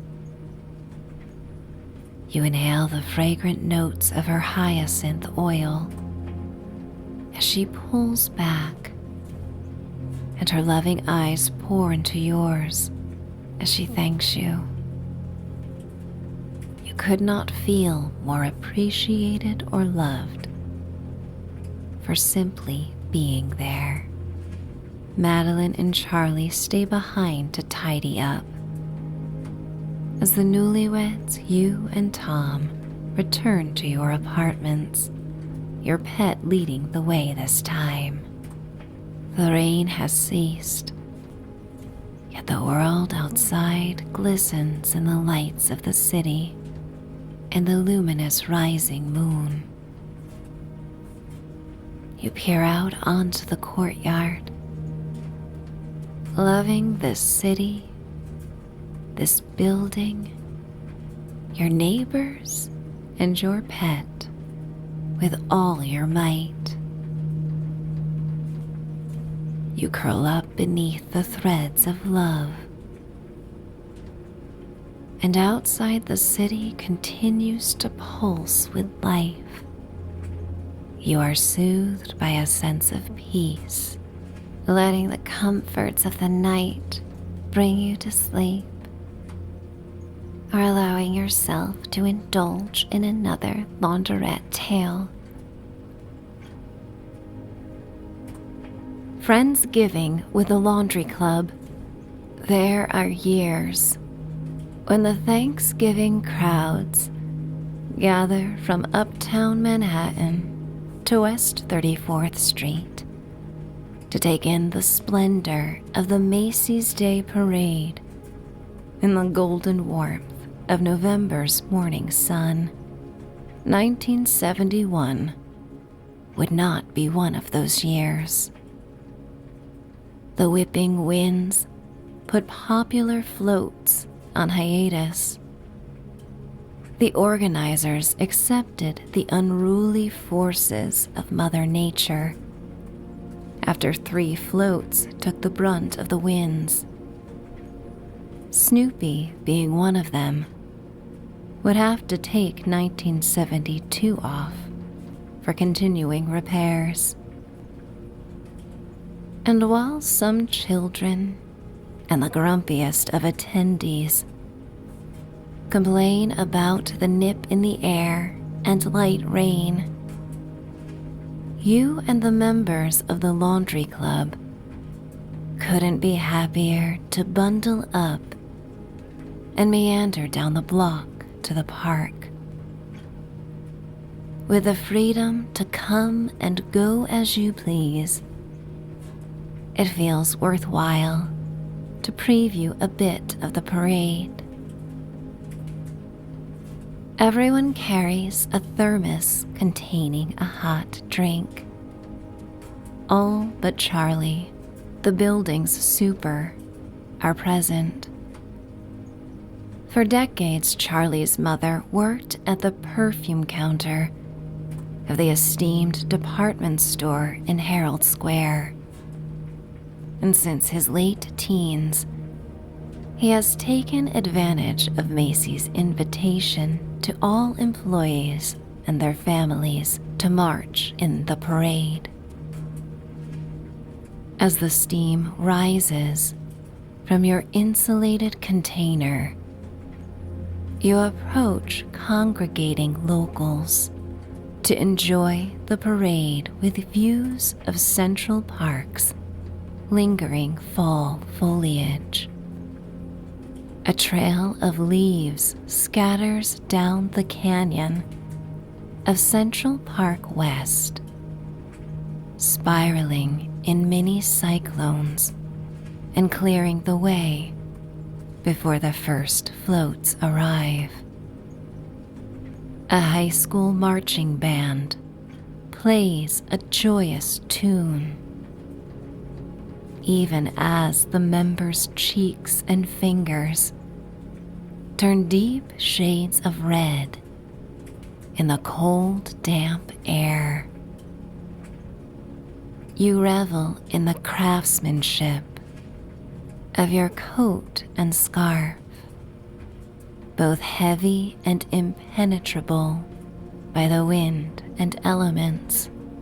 Dorothy and Ed, the oldest members of the laundry club, still carry the gleeful energy of newlyweds. Whether their eyes sparkle from true love or the cold, the fact remains that they react to old traditions as if experiencing them for the first time. Their enthusiasm warms your heart. For if two souls in their 80s can be as delighted as children discovering a bounty of presents on Christmas morning, then you know it is possible to be delightfully surprised as time wears on. Madeline, sans her partner in crime, Charlie, stands close to you. The faint hint of cinnamon and caramelized apples lingers in her hair from a morning spent baking pies for the group's Friendsgiving. Swept up in the holiday rush at the bakery as the main pastry chef, Madeline jokes she may not be able to enjoy baked goods again until she's close to Ed's age. Ed doesn't miss a beat when he proclaims that baked goods are the very reason he's still kicking. Tom stands along the side, one hand holding his coffee while the other balances a pipe. Not much of a morning person, Tom partook in a poetry reading in the village the night before, with an after party that ended just before dawn. A bit surlier than usual, he still manages a smile as Peter Pan and Wendy Darling reveal themselves to West 69th Street. In many ways, this middle-aged intellectual has a touch of Peter Pan's desire to never grow up. In the sea of earth-toned jackets and plaid scarves, some children balance on stepladders to enjoy a better view. Some sit atop a fire truck parked near the corner, posing for photos as a parent snaps them on their Nikon. It's not often that New Yorkers stand this still on a city block, free to take in the architectural wonders. High-rise pre-war buildings adorned with intricate details, each window a peephole into the lives of those who call them home. And while locals can be prideful, teasing tourists for staring up at the skyscrapers with awe and curiosity, even the most cynical urban dwellers will sometimes find themselves drawn to the beautiful spires that pierce the sky. You gaze up and catch glimpses of people peering out from the ornate windows of the Brentmore, their faces reflecting a mix of excitement and anticipation. The towering building offers pre-war elegance, inspiring thoughts of horse-drawn carriages and the Gilded Age. The windows serve as private balconies to the parade, offering residents a front row seat to the festivities while maintaining a cozy, dry vantage point. The children on the fire truck, shivering in the misty rain, look longingly to the kids tucked indoors behind Juliet balconies, just as those indoors long for a chance to climb atop the truck and frolic in the rain. Their wordless interactions are a small glimpse into the curiosity that every New Yorker feels when walking through the storied streets, wondering what life is like for those on the other side. The crowd around you slowly gets lost in a wave of black umbrellas as the spitting rain takes on more fervor. Some umbrellas flip inside out as the winds increase. Despite the weather, there's an undeniable buzz of excitement as each float passes by. The cheers and laughter of the crowd soften the chill. The colors of the floats pop against the gray backdrop of a rainy day, and the most spirited of parade marchers rely on their sense of humor to make light of the perpetual discomfort. even as your nose begins to tingle in the cold. The scent of rain mingles with candied nuts and pretzels sold by vendors, some without permits, who mindfully conceal their business whenever the NYPD makes their presence known. Tom is the first to see Charlie, marching alongside the old woman and the shoe float. Dressed in lederhosen and suspenders, a far cry from his typical blue uniform.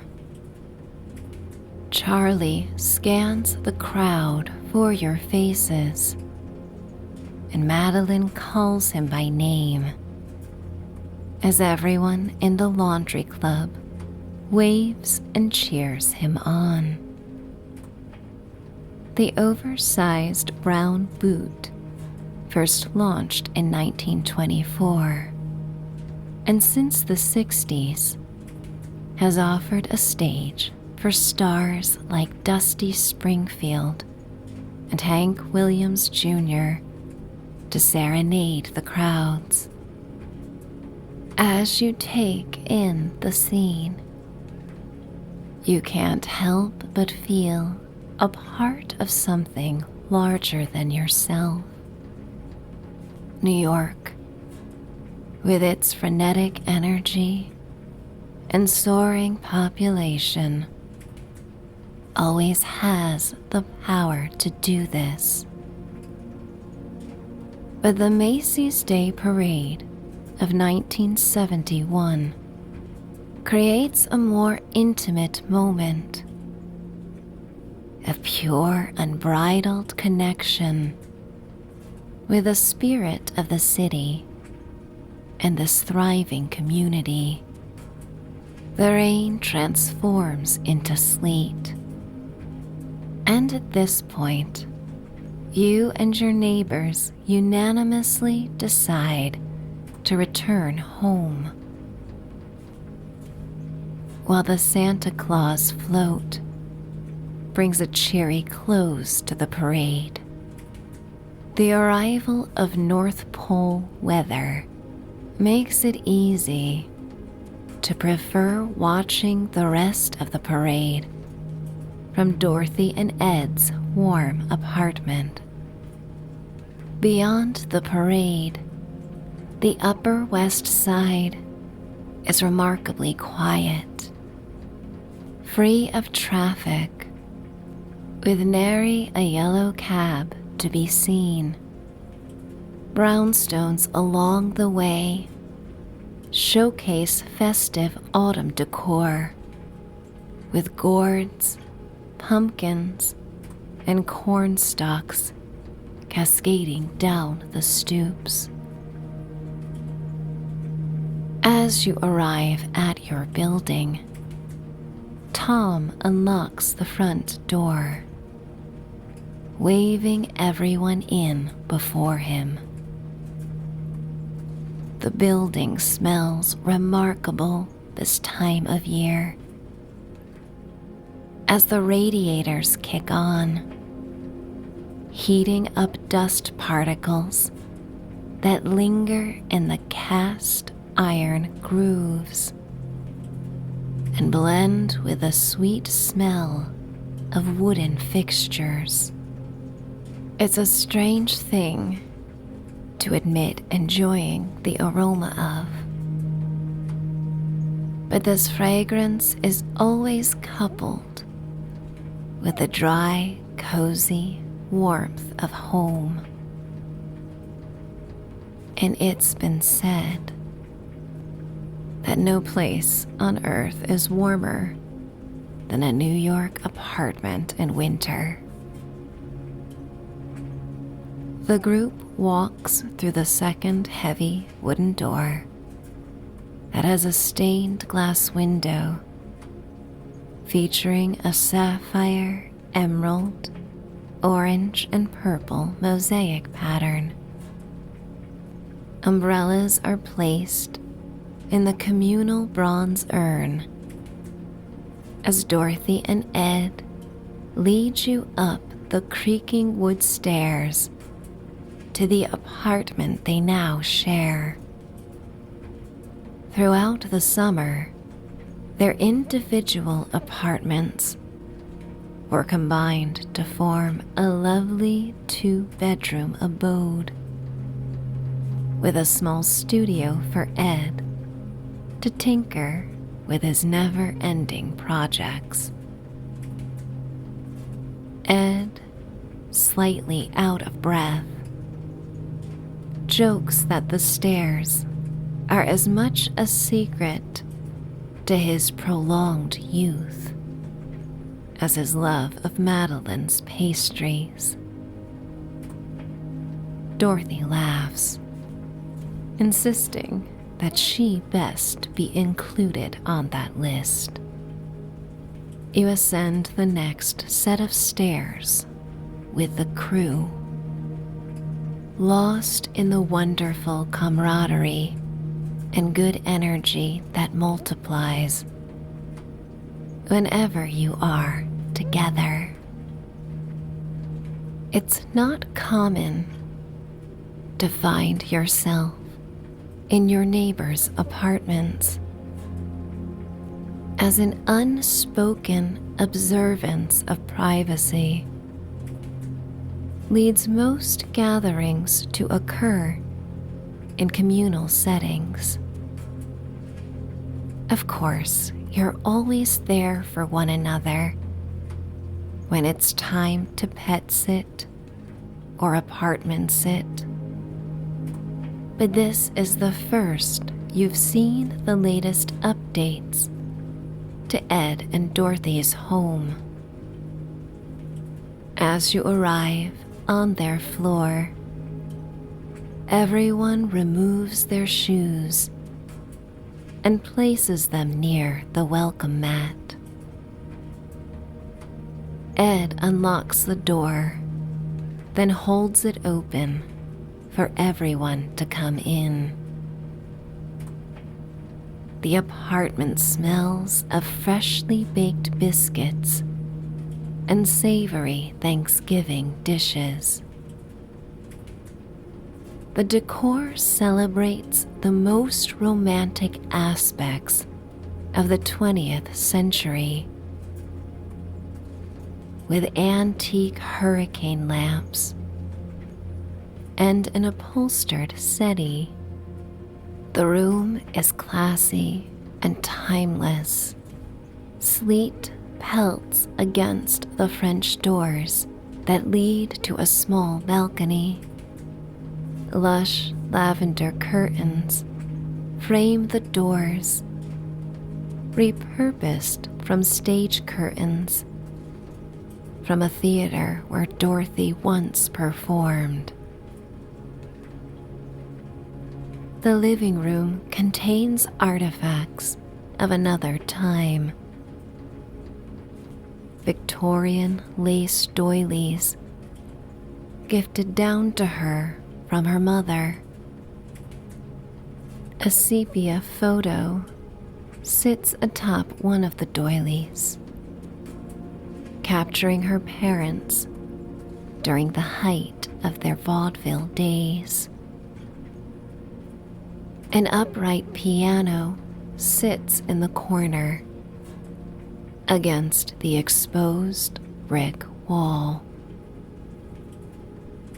While the early morning food preparations have brought additional warmth to the room, Ed can't miss an opportunity to light up a fire. And given the lingering chill in your bones, you welcome the cozy ambiance it brings. Dorothy turns the knob on the TV console, bringing coverage of the parade to life on the round display. hosted by a chipper Betty White. Dinner will be served just after noon, when Charlie is expected to return.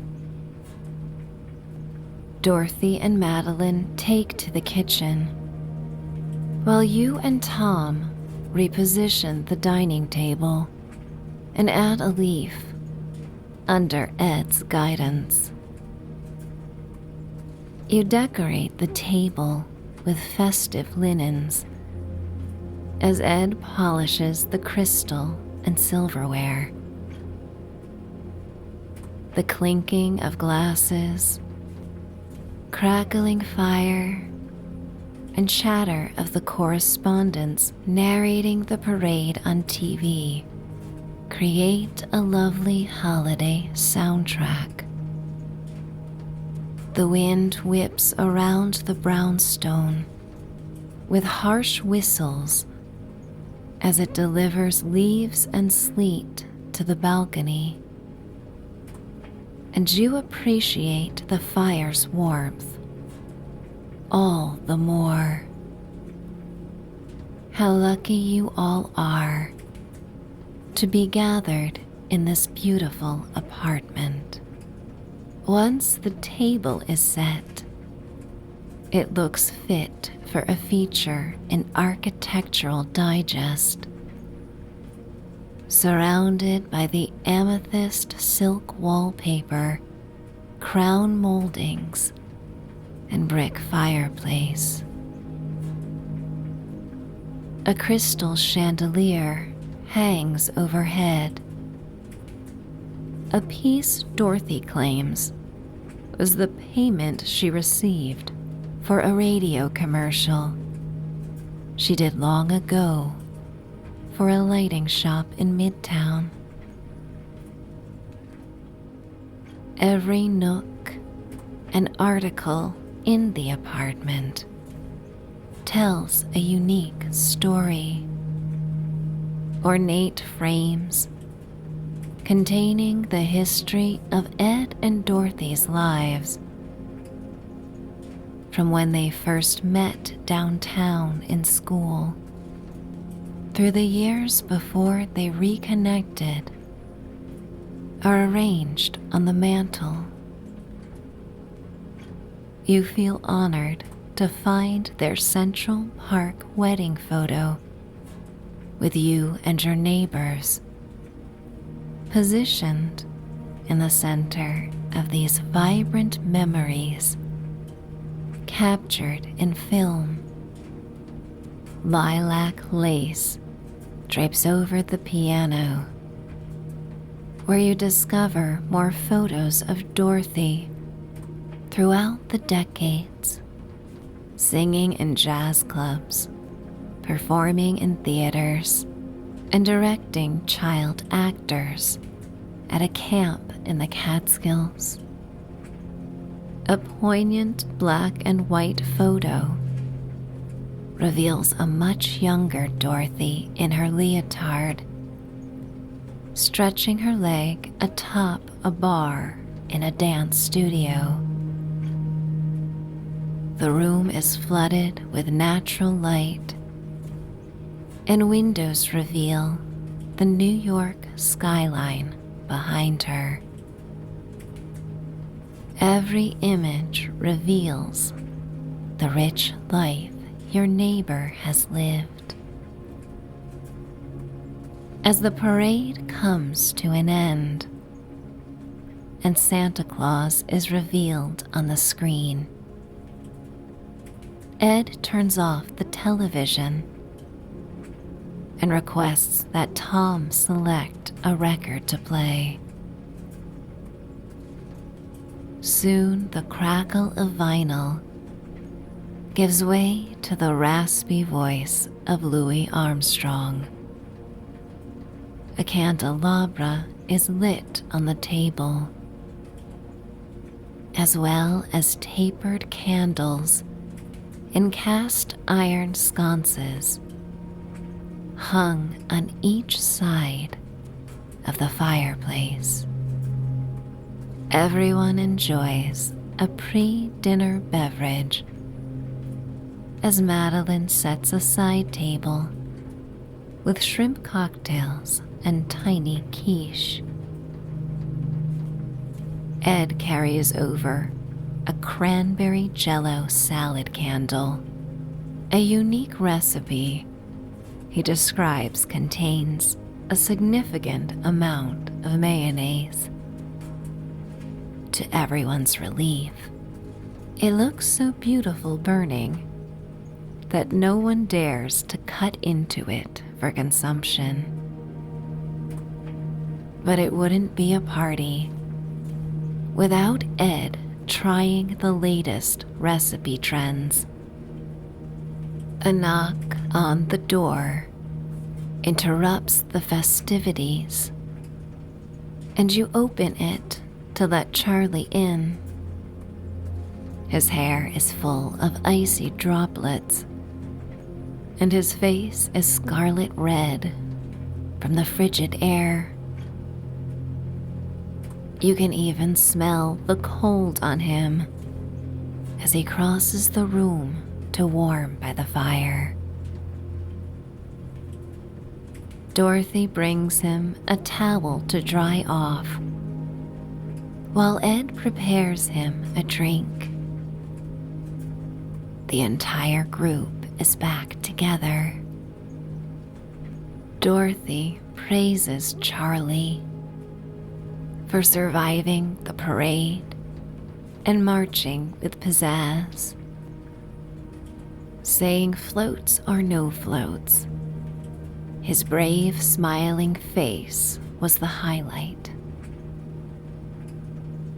The storm continues outside as everyone gathers around the table to enjoy an early Thanksgiving dinner.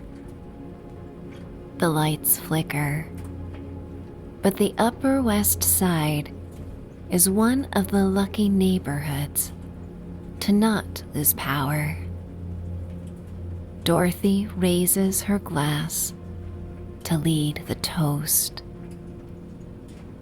expressing that in all the wonderful experiences in her life, her moments with everyone in this room have exceeded her wildest of dreams and deepest of hopes.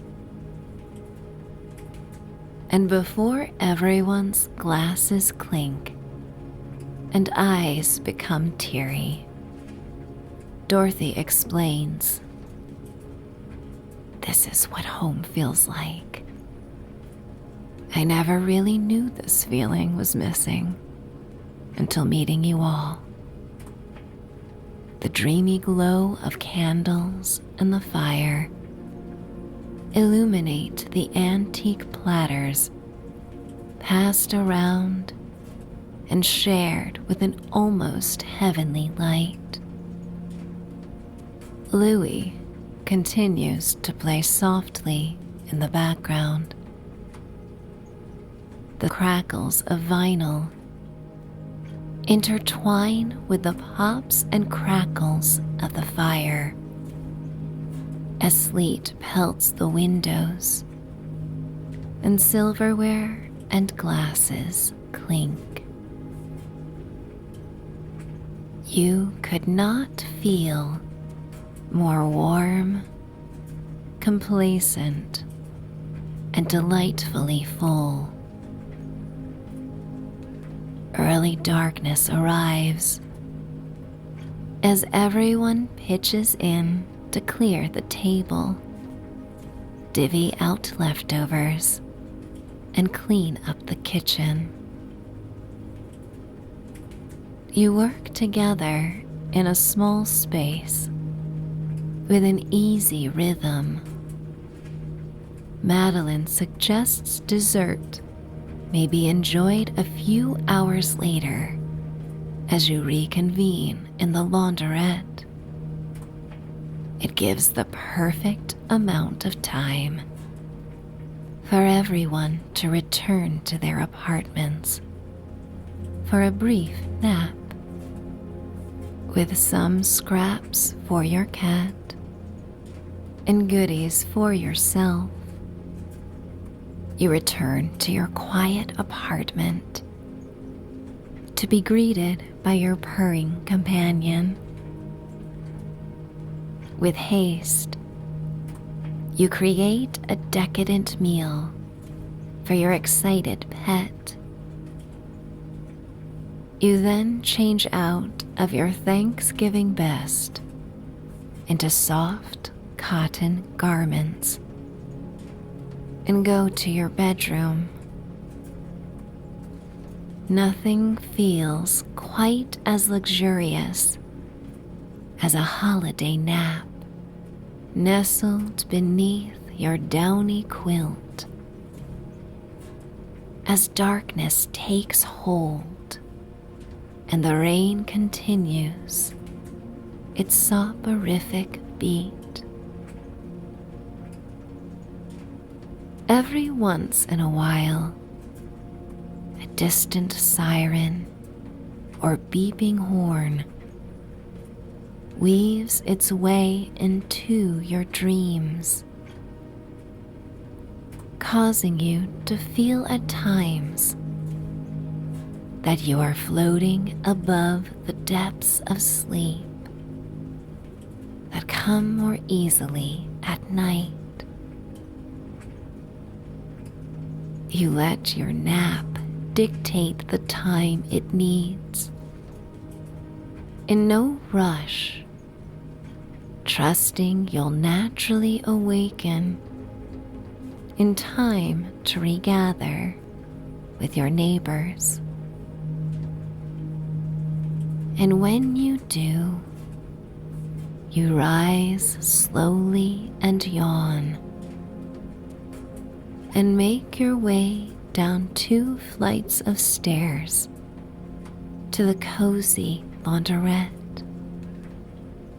The sweet conversation of your neighbors is heard faintly beneath the percussive rain, and you realize you're the last to arrive.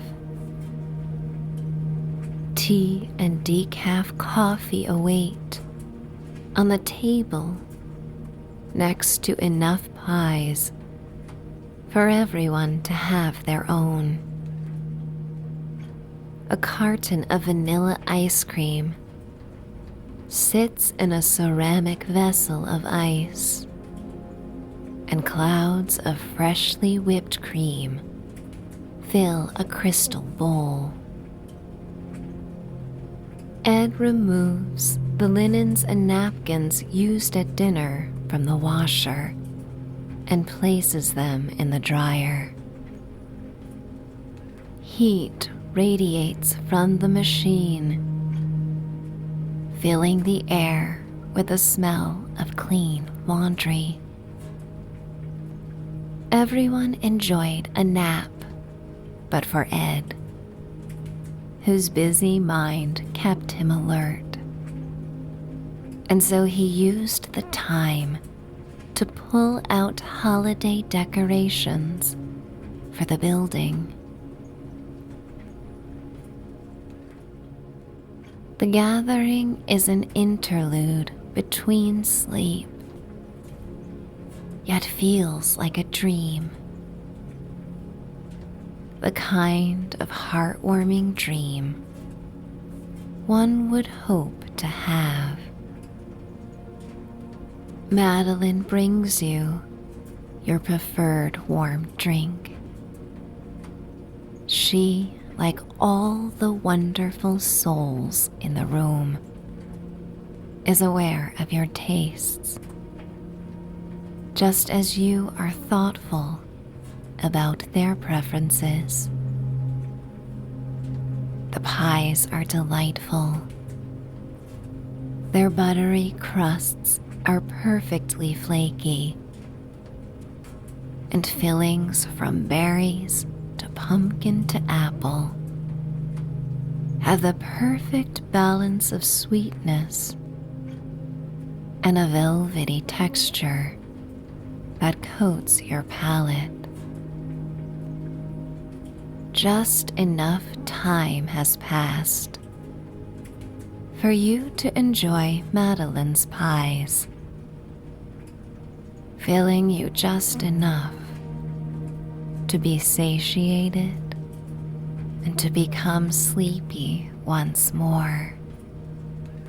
As conversation wanes and the drum of the dryer comes to silence, Tom reads 2 stanzas from Friendsgiving by Ella Wheeler Wilcox.